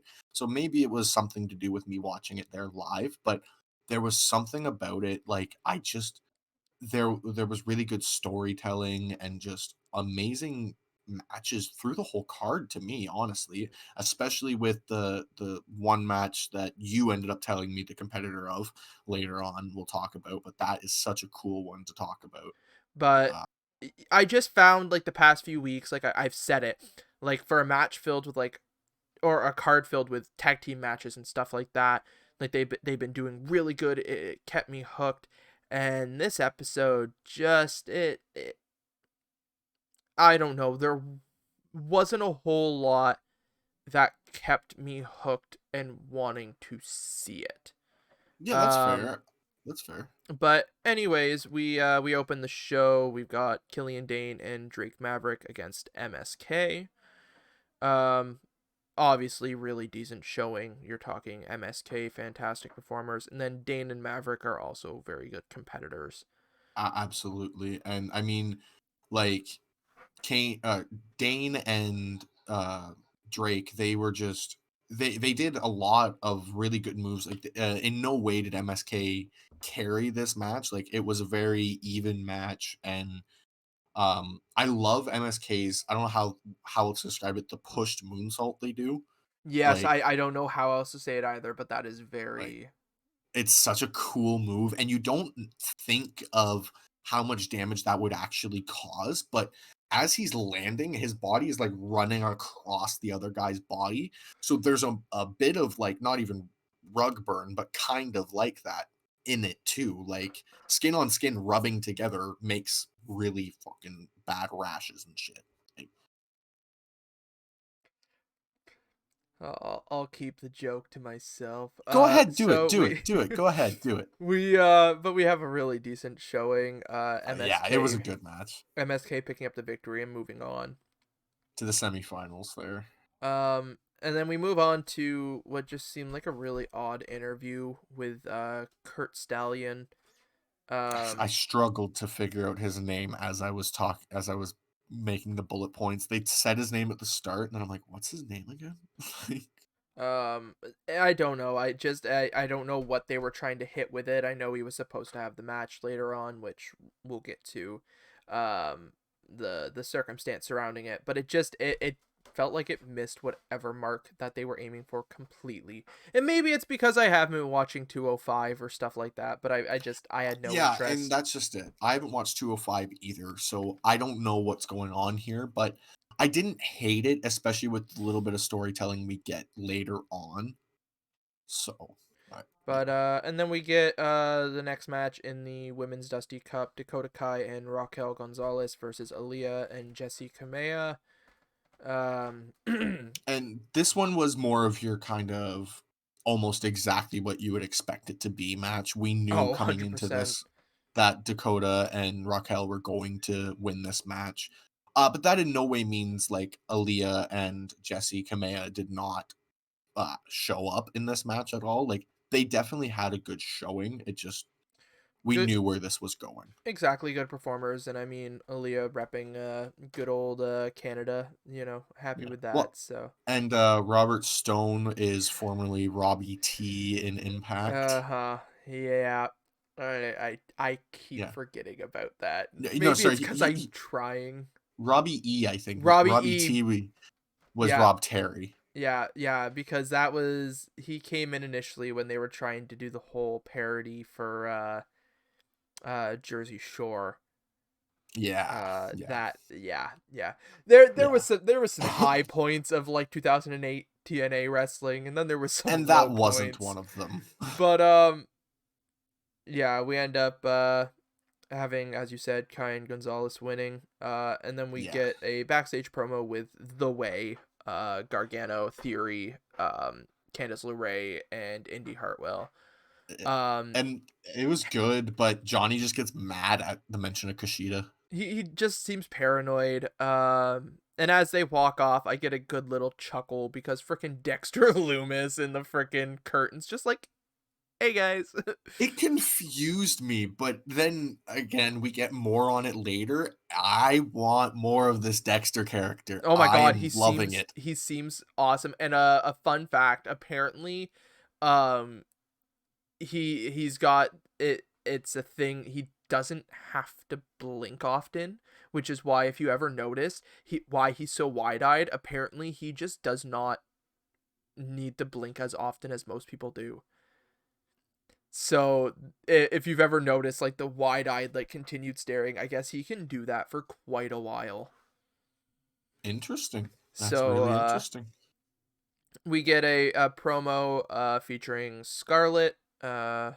It's really creepy. Like, I love those promos. I've seen quite a few of them at this point, yeah. and I like that they got rid of the headpiece for her. It didn't work for me last week. she's had so many different gears since her and Carrion have debuted. Um, Yeah, I just was worried that that headpiece was going to stay, and I was like, "Can we not do that?" Like, you'll see it again, I'm sure, but probably. uh, It looked really strange. And then we got a really neat little thing from talking about Tegan Knox, oh how she's right, gonna be yes, training with Brie Larson on Brie's YouTube channel. yeah, I think And that drops today. Today, I think it does drop today, and I just thought that was so cool because they talked about how Tegan Knox is actually a huge fan of Captain Marvel and specifically Brie Larson, and how this is going to really set her on her road back to recovery. And I wish nothing but the best for Tegan Knox oh here. I hope she exactly, comes back stronger than ever. And you know what? Maybe she'll even come back with something to do with like Captain Marvel, like her attire and stuff like that. 100% cool with that. Yeah, Uh, I am all for it. I love it. But then we move on to what is a neat little tidbit for us. I was Yes. watching Dynamite live. I watched NXT after the fact, and my Twitter starts blowing up a little ways in by a bunch of independent guys and that we've seen quite a bit. Yeah. Uh, just commenting Red Death, which immediately to me translates over to the independent wrestler Daniel Garcia. Well, we Yes. end up having Tyler Rust with Malcolm Bivens against. They changed his name, which pisses me off. It's Okay. Rios. Yeah, Who said it? When did they say that? multiple times during commentary. I never heard it. Yeah, because I was listening because I put in my notes Tyler Rust versus Daniel Garcia. Me too. And as they're talking, his name was Rio. I don't know. But it was just it was really awkward. But I'm glad Danny Garcia got the chance to show off as somebody who's seen him live Oh yeah. a lot. You want to talk like I mean I understand the point of it. Tyler Rush was going over. We knew that. But Daniel Garcia, that's another one of those ones where absolutely killer pro wrestler. Like, oh Yeah. my god. I just wish we saw more from him in this match. Like, that's all I wanted. I wanted to see them give Daniel a 15-minute match here to show his Yeah. shit. Well, as for But a guy who like I mean it was what 2 years ago he broke both his legs in that car accident. yeah, I It think was the so. group of the Buffalo Boys traveling. It was Daniel Garcia, Kevin Blackwood, Puff, and I don't think Blade was with them on that trip. I don't believe. Sutter at the time, right? Braxton Yeah, Sutter. yeah, Pepper Parks, whatever he would have been going by. Yeah. They were traveling back from a show in Montreal, Quebec, and they hit black ice, and the car just got demolished. Daniel Garcia broke both his legs. Kevin Blackwood had some broken bones, and Puff walked away with a few bruises, and that was about it. That I would doesn't surprise me, with the size of Puff. Like, no, big guys in accidents generally can walk away from shit unscathed. yeah, few bruises, concussion at worst, stuff like that. Exactly. Yeah. Um, but I mean, I was at we've talked about it a few times. Smash Wrestling. Uh, Daniel Garcia was a big fixture at Smash Wrestling when I started getting into it, and then that happened. I was at his first Smash show back, and I remember the pop that crowd had. I was so excited. Yeah. So to see him on something like NXT was really really nice. Uh, Exactly. Like, we see these little, I shouldn't even say these little, these indie darlings from our neck of the woods coming onto live TV. Man, that is just something that you only dream of seeing well, for these guys. like I mean, we talked about it last time with Butcher and Blade. Like, Yeah, but exactly. anyways, Tyler Rust picks up the win there as kind of expected.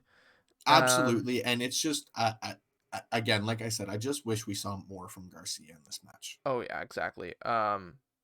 But then we move on to Kushida and Leon Ruff against the Grizzled Young Vets, another match in the Dusty Cup. I was really annoyed, let me say, Okay.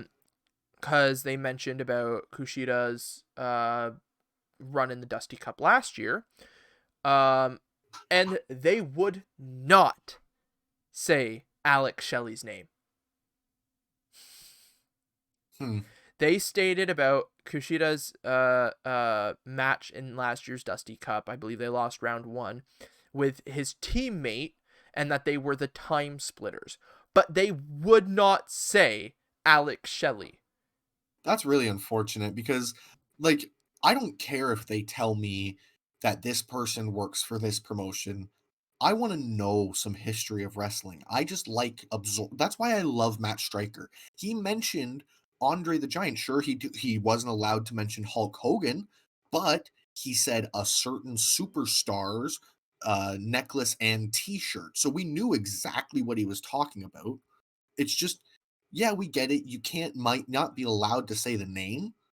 Well, At least in tell that us something. scenario, I wonder if it's a bit of a because Hulk is back with WWE, or if it's a bit of a thing because of when he was with Impact, maybe the terms that they finished off on weren't the best. Like, I don't Fair know too. how I that didn't think of departure that took either. place, so that might have been a management perspective on either end, but it just But that's annoyed just me. what I thought of. It just annoyed me.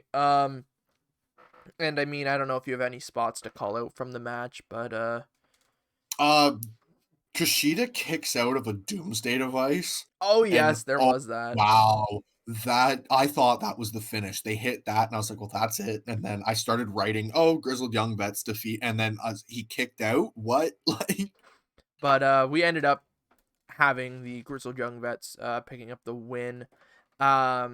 And one thing that a I'm ticket to mayhem. I love that name.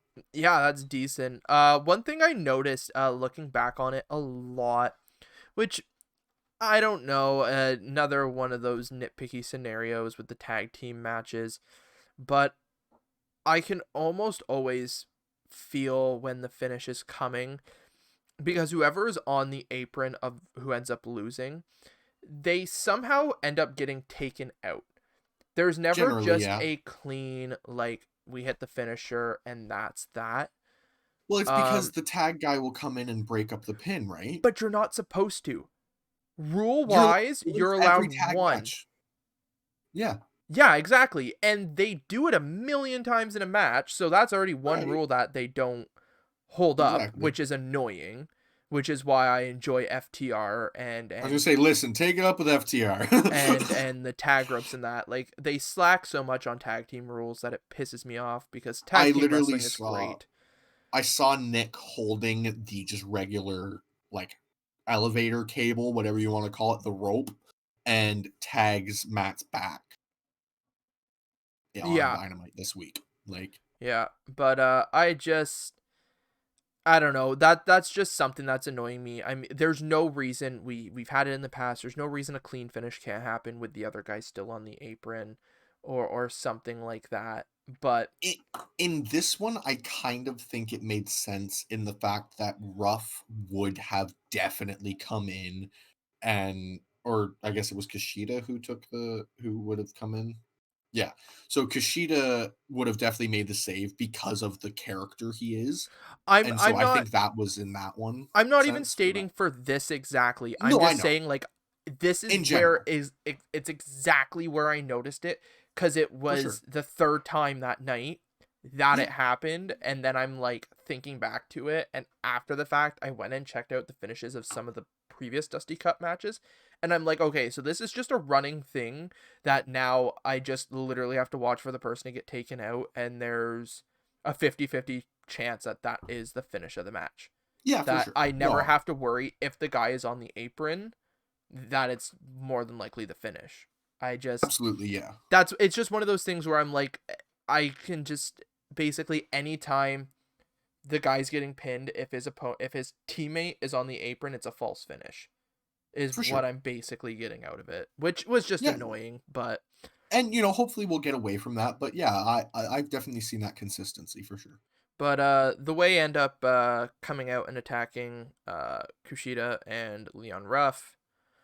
Yep. Um, And Loomis just scares them away. yeah, just kind of shows up and scares them away. Actually, the way he did it, it was very similar to the Fiend, and just appeared behind Theory. Hmm. And that was very nice because Theory like shit himself. So Yeah, I was pretty good. But and then we go backstage, and Kurt Stallion is down. He was attacked. I don't know. I just and he just says Legato, which is Legato del Fantasma, right? yeah. And then when we come back from commercial, they're all standing in their locker room, and Regal just barges in, yelling at him, telling them that next week the match will happen. If for some reason Stallion's attacked, there will be repercussions, stuff like that. Um, and as Legato go to leave, there is a card sitting on top of the bag, which seems to be one of the ones that Scarlett was using earlier in the show in her promo. Oh, okay. I didn't see that connect, but that's very neat. I didn't notice that. Yeah, because it Uh, was one of those I don't even know what you call those decks, but the Toro decks, right? yes, thank you. Yeah. Yeah, so Because they said it was the death card, specifically because in Spanish, death is muerte or something yeah, like that. But, so they said that because they were speaking Spanish at the time, but I got the gist of, oh, it's the death card, but they were taunting it. and then they laughed and said happy hour starts at 10 and left. Like Yeah, like um but yeah, we have Tony Storm come out. Uh love Tony Storm. yep. Yep, myself as well. Um, she comes out and starts cutting a promo, um, and it all broke down really quick, and I have no It, issue it with did. it. We have Io Shirai come out, telling her she doesn't like Tony. Tony starts attacking Io Shirai. And just as we figure the bit of the attack is done, as Tony Storm gets sent out of the ring and Io Shirai's left standing, here comes Mercedes Martinez and Yep. laying out Io Shirai. And what I really liked with all the fighting here is at the end, Tony Storm taking out Mercedes Martinez. I thought that was Yeah. a nice little bit there of Tony Well, Storm they being like, I'm not here to play nice anymore. I'm here for the title type thing. yeah, they're definitely pushing Tony for the NXT title, and I really want her to win it because I wouldn't mind seeing Shirai go up to even to Raw or SmackDown. And I mean, even if she stays on NXT, she doesn't need the title to be a dominant fixture. I Exactly. just I would love to see Tony with it. Like I think that she would be a great champion. I don't think she needs to be a face to be a great champion because she's currently working a heel character, but I'm treating her like a face because I absolutely love her. Um, She's and fantastic. yeah, I can't not like she gets in the ring, she cuts great promos, she wrestles fantastic, and I don't want to sound like a perv, but she looks great. Yes. Yeah. Like, 100%. But she and I ends know up. we don't say that about the guys in wrestling, but Hey, shut I up, we're guys. complimented Jungle Boy's hair. I like Jungle Boy's hair. Sure. Okay, we'll move on. but um, but yeah, Tony Storm ends up standing tall at the end of the segment. Yeah. And then we go into a little swirl of interviews and vignettes. Isaiah Swerve Scott has an interview, which I really don't have any notes on. Just kind of, Yeah, it's just basically what had been going on with his just what he had been doing. Everybody's been blaming Swerve for everything. That's yeah. basically what he said. We And then we get got a really nice Imperium promo. yeah Imperium vignette, which was really Or nice. yeah, within that. Leading up to them, obviously, coming back as a force. It'd be nice to see Walter come back over, but I mean they're handling NXT UK Yeah. with him, so Yeah, and they hinted at Walter as well. I definitely think they will have Walter eventually come over, but I almost wonder if he's gonna drop the NXT UK title it'll be at some interesting point. to see for sure. Because he's what held it almost 2 years now? Probably something like that. Like But I that's mean, insane in 2021 to see a champion almost 2 years of a reign. We haven't seen that in decades. well, it also doesn't help that they didn't have like 6 months of TV, but Right, but that's that's not not his their that fault. he would be defending it if that were the case. So I'm not that's why I'm calling it a fair reign Yeah, because it's not like he's choosing to not defend it like Brock Lesnar. exactly. And I Um, I can say he chose to not defend it because he was multiple jobs offered to him of, hey, do you want to defend your title? And he said, nah, not really. but we end up having an Undisputed Era interview, which then leads around. We have Isaiah Swerve Scott versus Bronson Reed. Which I would like to make one little comment, just something that I really enjoyed.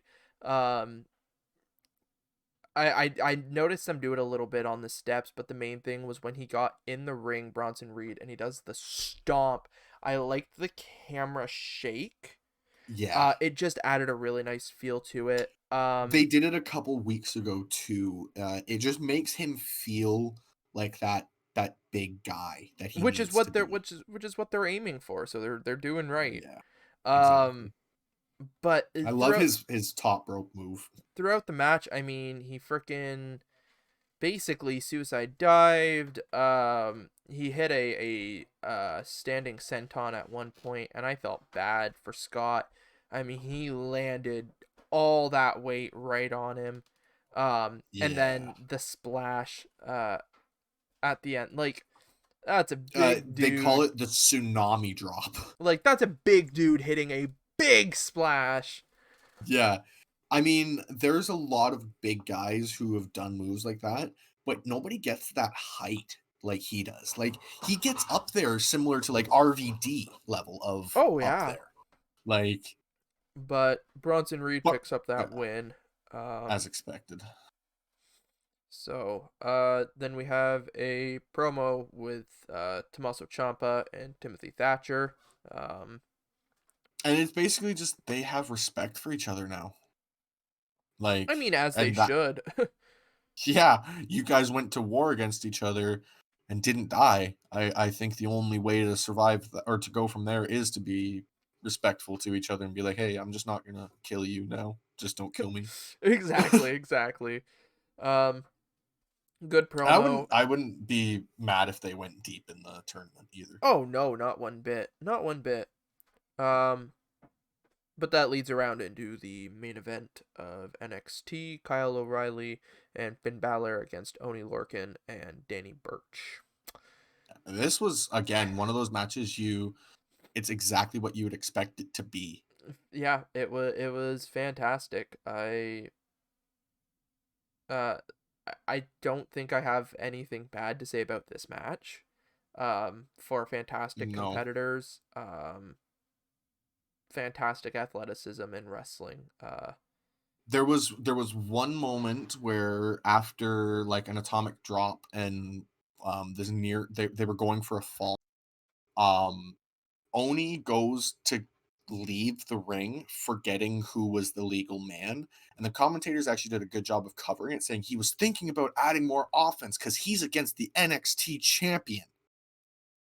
And I'm like, no, he just forgot who the legal guy was. Well, props to the commentary team there. Yeah, like they made the save for him, but I was just like, no, if you know, you know. But But yeah, we had it was nice. Balor and O'Reilly picking up the win.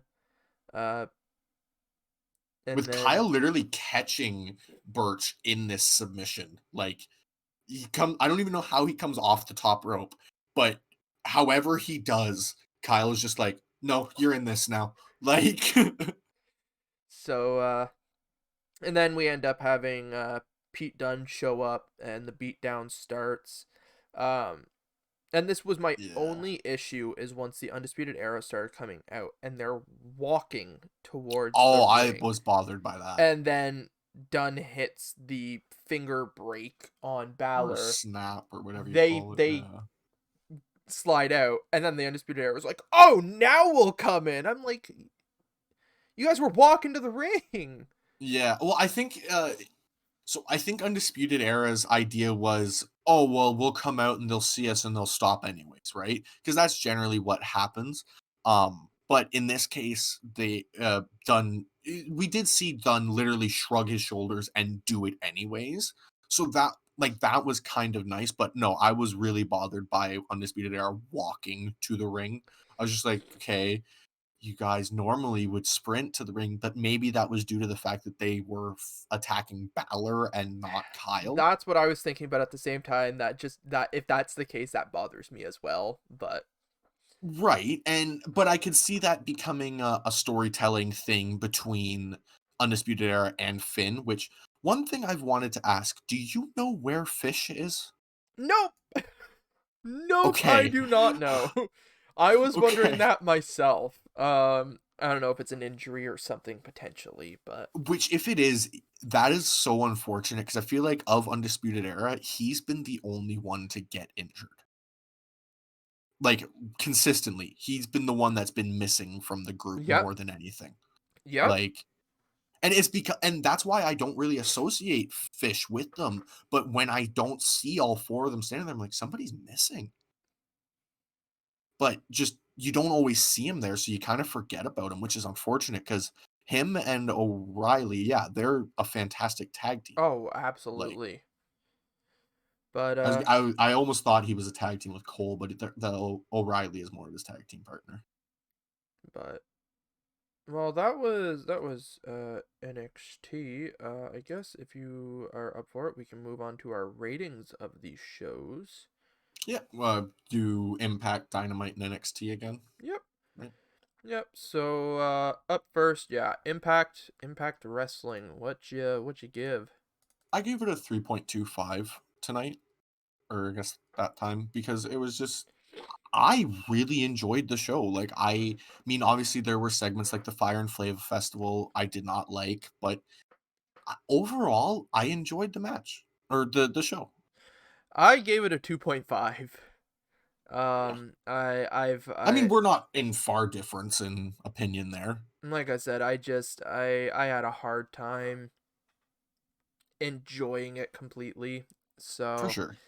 No, and I could see that. Like there was definitely Impact's one thing I'll say is they're not fantastic at showing what happened the previous weeks to keep people up to date. That's one thing WWE does much better than a lot of programs, honestly. Even Dynamite struggles yep. to recap. Well, that's the thing. I mean, one of the biggest things, and I mean, thankfully we didn't have to deal with a whole lot of it this week. But like last week with Taya getting arrested in that.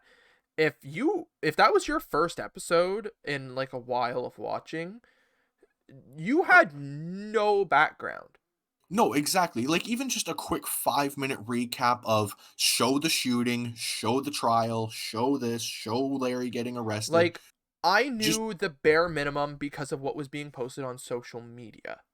exactly. Like we just needed like it's just little storytelling things that would help out, but it's not always needed, which is why Impact doesn't do it, I feel. Like Yeah. they assume everybody's watching week to week. But according to our poll that we did on Twitter, we post polls after these shows. 66.7% thought it was a good show, and 33.3% were sitting on the fence as to their decision. Nobody figured it was a bad show Well, that's from the good. looks of it. I mean, and So, you're not saying it was a bad show. It's just wasn't a great show. oh, exactly. Well, I mean, the Like thing is technically speaking, it got a passing grade. In well, my exactly. perspective, where out of 5, I gave it a 2.5. Yeah, exactly. Like So, I enjoyed it a little more. And like I said, that's probably down to the fact that I've watched slightly more Impact recently than you have. yeah. So But up next, Dynamite. Would you give?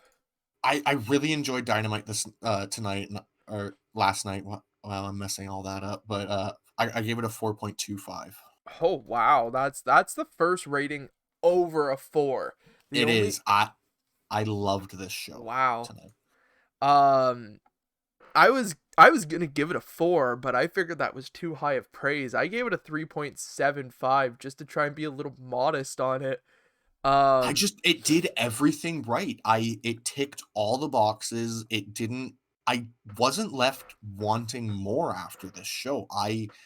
It literally had 5-star matches, probably 3 of them, you in my you opinion. just felt satisfied after. Yeah, I know Yeah, exactly what you mean.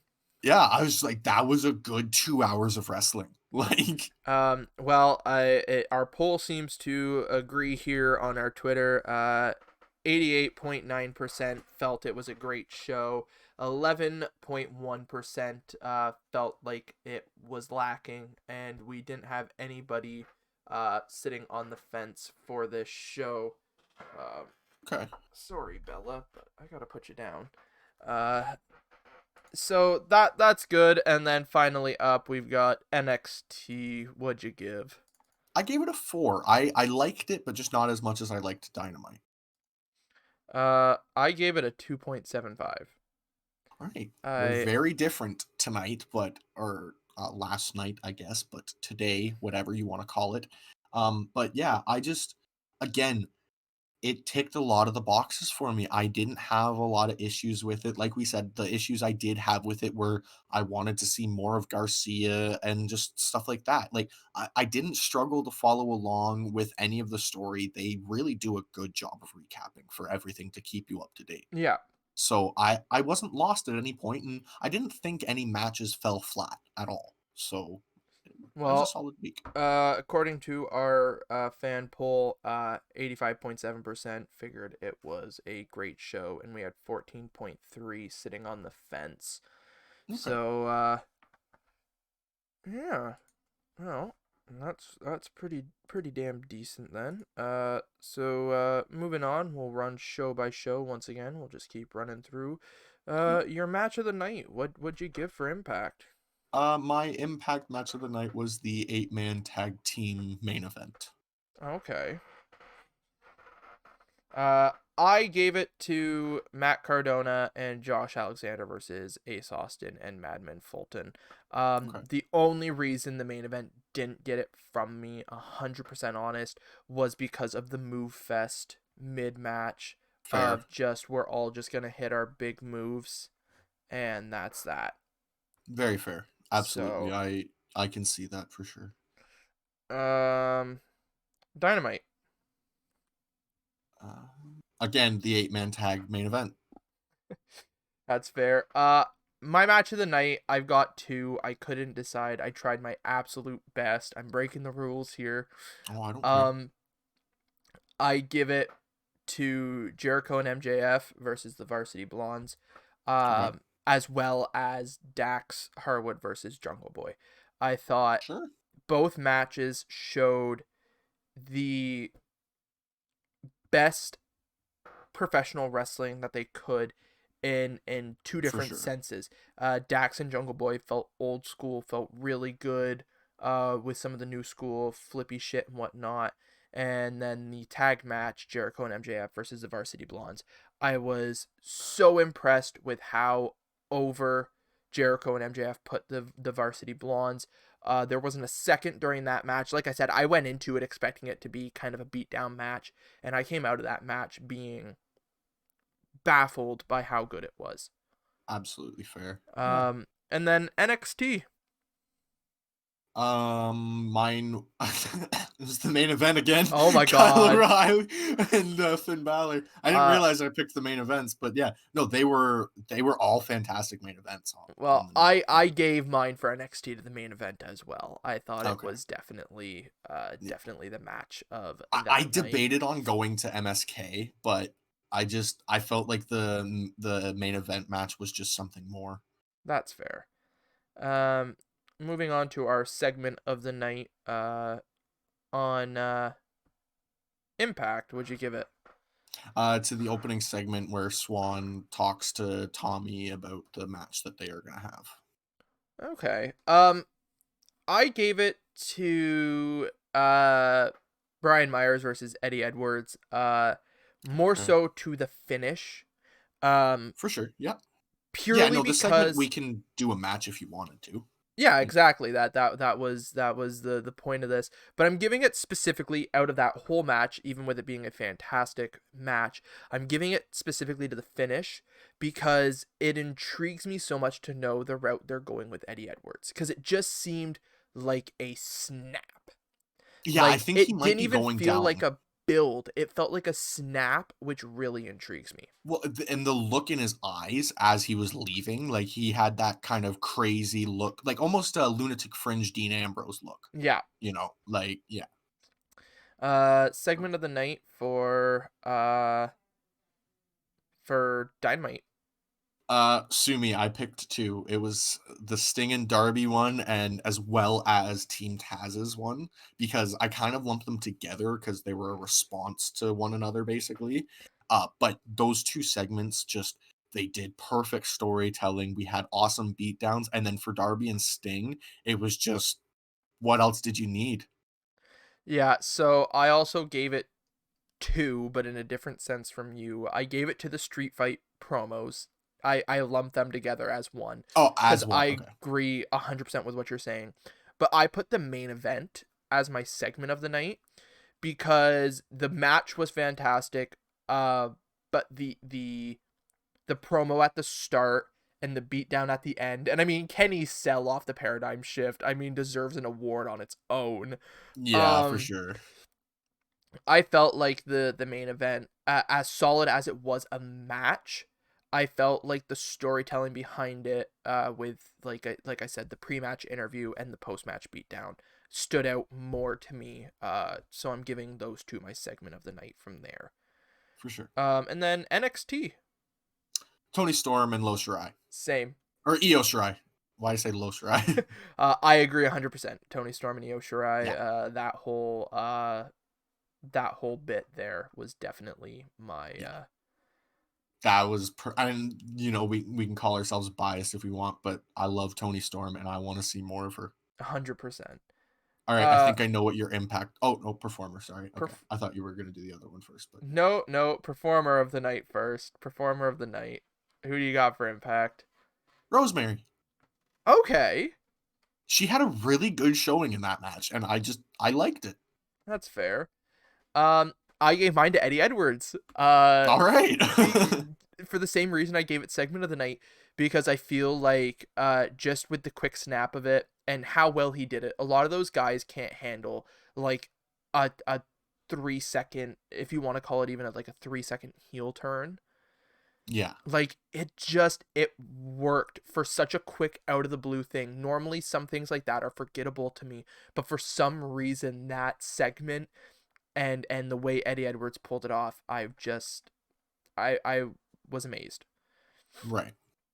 Dynamite. Ryan Nemeth. He impressed the hell out of me in his match. I absolutely loved it. That is fair. So mine, I'm cheating a lot when it comes to Dynamite. Mine is kind of a three-way split, but it's all from the same match. I'm giving it to the Varsity Blondes as well as Chris Jericho, and I'm not leaving MJF out to be an ass. But the thing is Varsity Blondes, the showing that they gave was amazing. But the reason I'm lumping Jericho in there and not MJF is Jericho is a veteran, and the veterans don't have to give these new guys a shot. Hmm. And as much as MJF put them over, Jericho, 35 years in the business, and he made those two guys stars in one match. Yeah, and I mean, you can say that maybe it was a little bit because Chris wanted to give something to Brian Pillman Sr. In way of Brian Pillman Jr., but whatever it is, I don't care. It was a great show. Yeah. You're absolutely correct. I don't disagree with you at all there. Yeah, that's just it. I don't care what the intentions were. Jericho put them over and made them look like stars. The Varsity Blondes have been on multiple matches on Dynamite, and I haven't really cared. And like No, I for said, sure. going into this match, I was like, oh, here we go. And the fact that I wouldn't have been surprised by the end of the match if they won. Like, that's the thing. If they would have won, I wouldn't have been shocked because of how much work Jericho did for them in that match. Not to take away from Max, but it was Jericho. It was It Jericho was. who really gave them that rub. It was Um, for sure. and then moving on finally, with NXT. So I'm gonna give it to two here. The Grizzled Young Veterans, Okay. both of them, because I mean they had just a great showing in that tag match, and I didn't give them a highlight in segment or match of the night, but their tag match was a masterclass of just strong move after strong move, and they're just they are really good young veterans, and I don't know how they have gotten to be on veteran level, but they're still new guys. You know what I mean? Yeah. Like their name makes perfect sense because it is exactly right. Oh yeah, 100%. I'm giving mine to two as well. Bronson Reed and Tony Storm. Okay. Uh Tony Storm obviously the to almost give it to the women's side build up of NXT right now with them. Um Once again, like I said, promo wise, awesome. The beatdown was great, and I really just like the fine touches of taking out Mercedes Martinez instead of trying to still play friends and whatnot. And then Bronson Yeah. Reed, I mean, we were singing his praises, talking about the match. I am thoroughly impressed, and I'm excited to see the build for him to continue. Well, I want to see a championship put on that man. I Oh, want to see. 100%. I don't care which one, NXT, North American, World Title, whatever. I don't care. Put a title around that man and put a rocket ship on his back. Agreed. Agreed, 100%. And then moving on to our final of the night segment here. Worst of the night. This is a new segment here which I figured needed to be added. Um particularly particularly after Impact, if I'm being honest. And I I'll thought so. I'll go first 100%. Um the Fire and Flava Fest Yep. was awful, and if I had to give a second place, I personally would say the opening of the show, because it Okay. was predictable. One guy come out, I want the title. Another guy, I want the title. Another. I liked the opening with Swan and Dreamer. As That's that. soon as No, Callahan came out, I was done with it.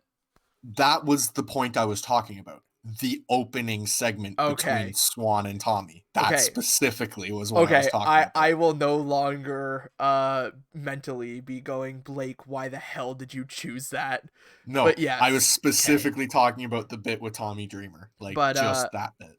yeah, if I had to pick an overall worst of the night for Impact, it was the Fire and Flava Fest. I hated every second of it, every promo leading to it.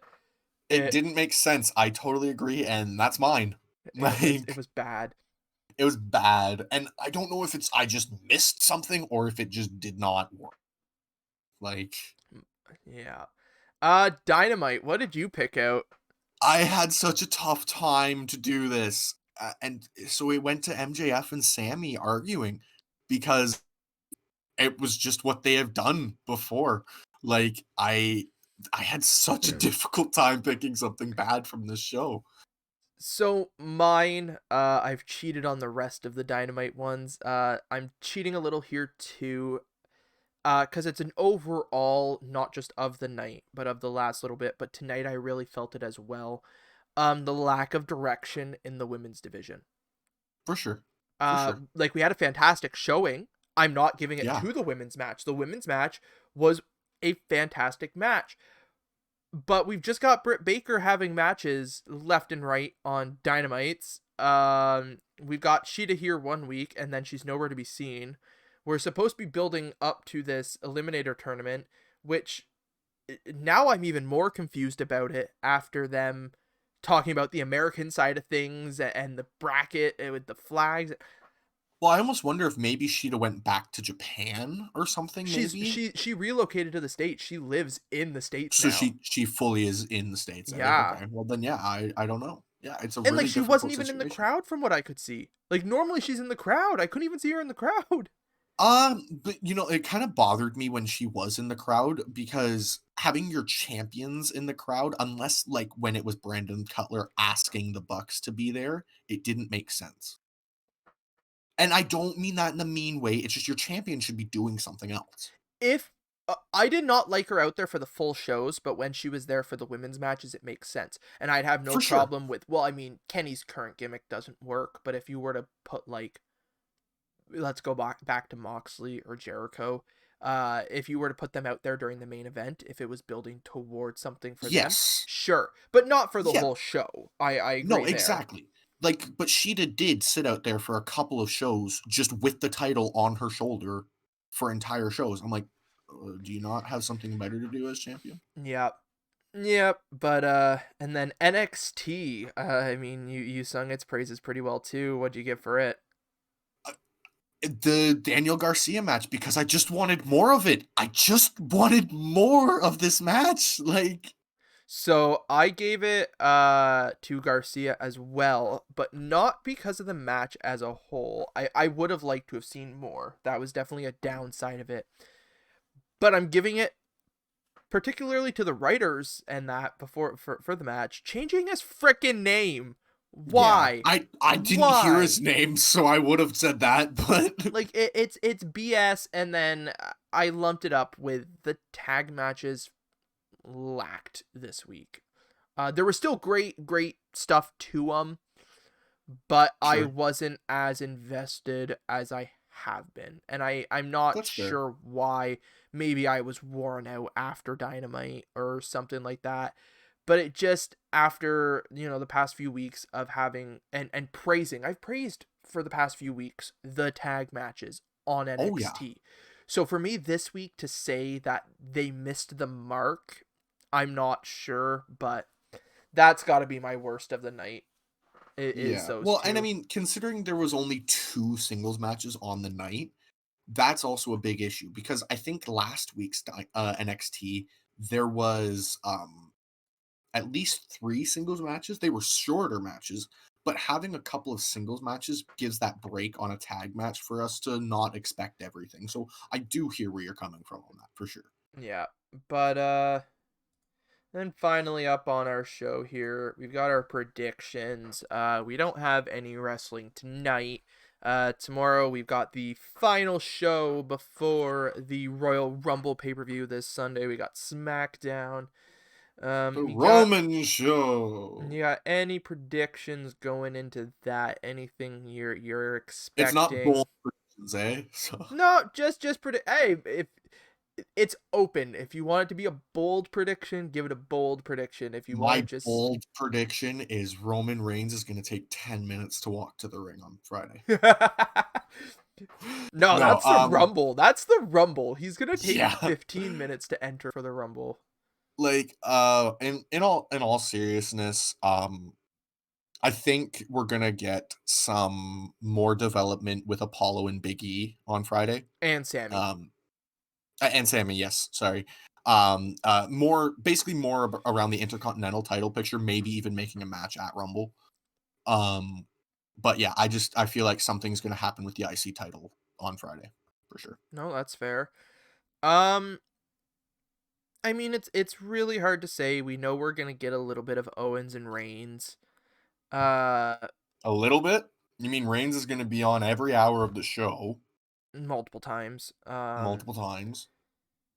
Oh, Roman, we love you. He's a tribal chief. I, If you don't get that reference, that's what Simon Miller does when he does his ups and downs for SmackDown. oh my god, For sorry, that for SmackDown. oh my god, that was I've never heard that before. That was Yeah. wonderful. Okay. Um Shout out to What Culture. yeah, no doubt. I don't know. I'm expecting we had Edge's declaration into the Rumble on Raw. Um I honestly think they're going to try and fit something of similar stature, I mean, you're not going to get another Edge level announcement. The only way you can beat it is having CM Punk come out on SmackDown and go, I'm entering the Rumble. Well, I was thinking maybe one would be like, I don't want to sound like the Cena fan, but if Cena comes back, which has been rumored, Um, that would be another big one.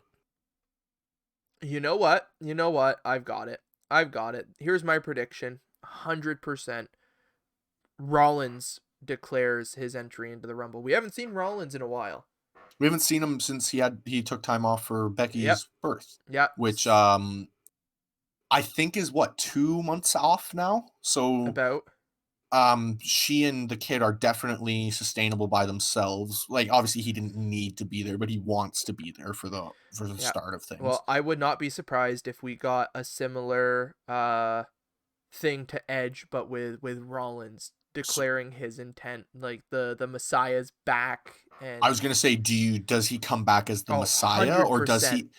I want to see him come back as the Rollins, not necessarily with the blonde streak, but that like level of Rollins, like just being that guy where he can just do what he So wants. maybe we'll have a nice in between, because I mean, if he comes back as the Messiah, um, I don't know where that angle's gonna run now, because I mean, he lost out on his disciples and all that stuff. Right. So it's, but I can see Rollins, heel Rollins, in one shape or another, um, declaring his intent tomorrow night for the Yeah, Rumble.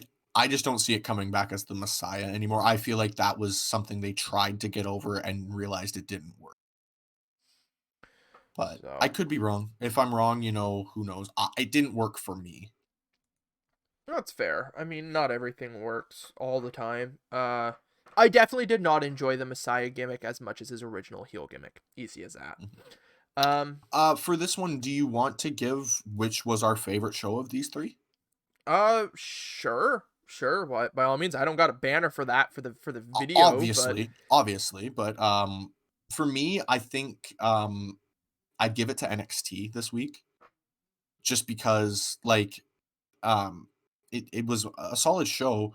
I gave Dynamite a higher rating, but I popped more in NXT matches. So that's fair. I'm giving it to Dynamite. I yeah, start to finish, I mean, opened with something that's been building for months and it paid off, and closed with something that's been building for quite a while and paid off. I don't think there was a yeah, moment throughout it, like I had such a hard time picking out like a worst of the night for it, that I just had to focus on the lack of direction for the women's yeah. division. Like that's how much I utterly enjoyed that show. So Yeah, and that's what I mean, like, I had to pick out Sammy and MJF's just because it's a rehash of what they did before, like, yeah, and it's not a bad rehash, I mean, it is fresh content, but they are just arguing the same way they have. we'll get them at Double or Nothing. That'll be Exactly, the outcome of it. and I think loser leaves Inner Circle. Yep, 100% will be what it is. Yeah. Yeah, So which it'll be Sammy, and as unfortunate as that is, Sammy will go on to probably go for the TNT Championship yep, next. yeah, which I think is what he needs.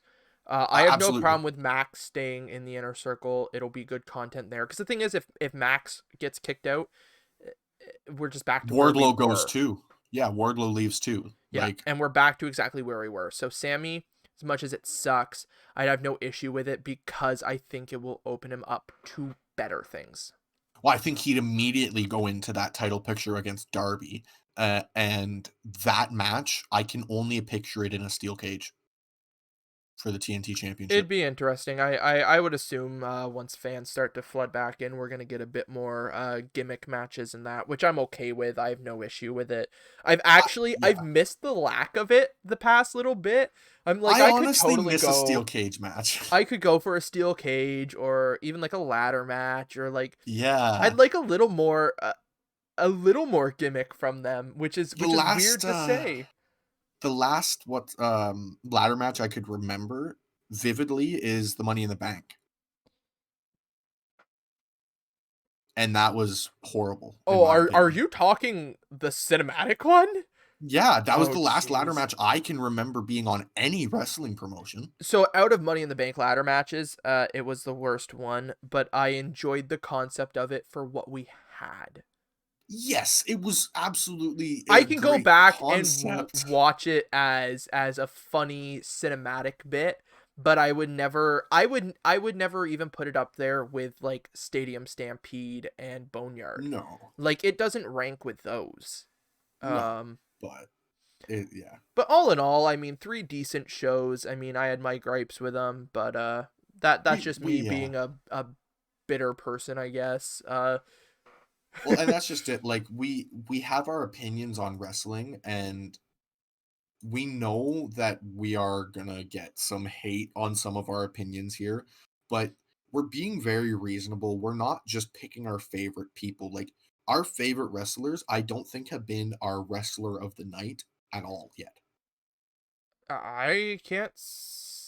I can't say that Unless we I've gave Kenny one night, but I can't remember if we I did. gave Kenny performer of the week the hard to kill week, I believe. Right. Yeah, but But I because mean, that he was pulled 3 freaking shows that he yeah, killed it he on. ran 3 shows, like, yeah, that's he was the performer of the week, and you could probably argue that was the performance of the month. Oh yeah, probably Like, unless somebody pulls it out the final day of January at the well, if Rumble. somebody goes 1 to 30, pulls a Rey Mysterio, like, So, but but my yeah, well, lighting has changed drastically since we started this, holy crap. yep, completely. But I yeah. apologize for the people who witnessed that. Um but pretty good show, pretty good wrestling.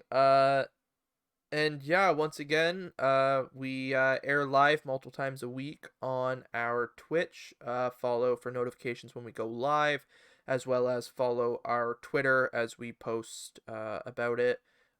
If you're Yeah, enjoying what we do, you can support us through Buy Me a Coffee and Redbubble. And yeah, and if on our Twitters you find some news that you don't think we might have seen, tweet us, let us know, because there's a chance we didn't see it. Like, we don't see everything. We are two people who just scour the dirt sheets for news, so there's a good chance we didn't see it. yeah, and other than that, you can also, as I've said, you can find us on multiple podcast platforms, including the likes of Google Podcasts and Spotify. Hopefully within the next week we get confirmation from Apple Podcasts, but as soon as we have that, we will let you know through our Twitter and the podcast here. But yeah, thank you everybody for watching and listening, and we will be back for our SmackDown review and our Royal Rumble preview show. So Yeah. until then, take care.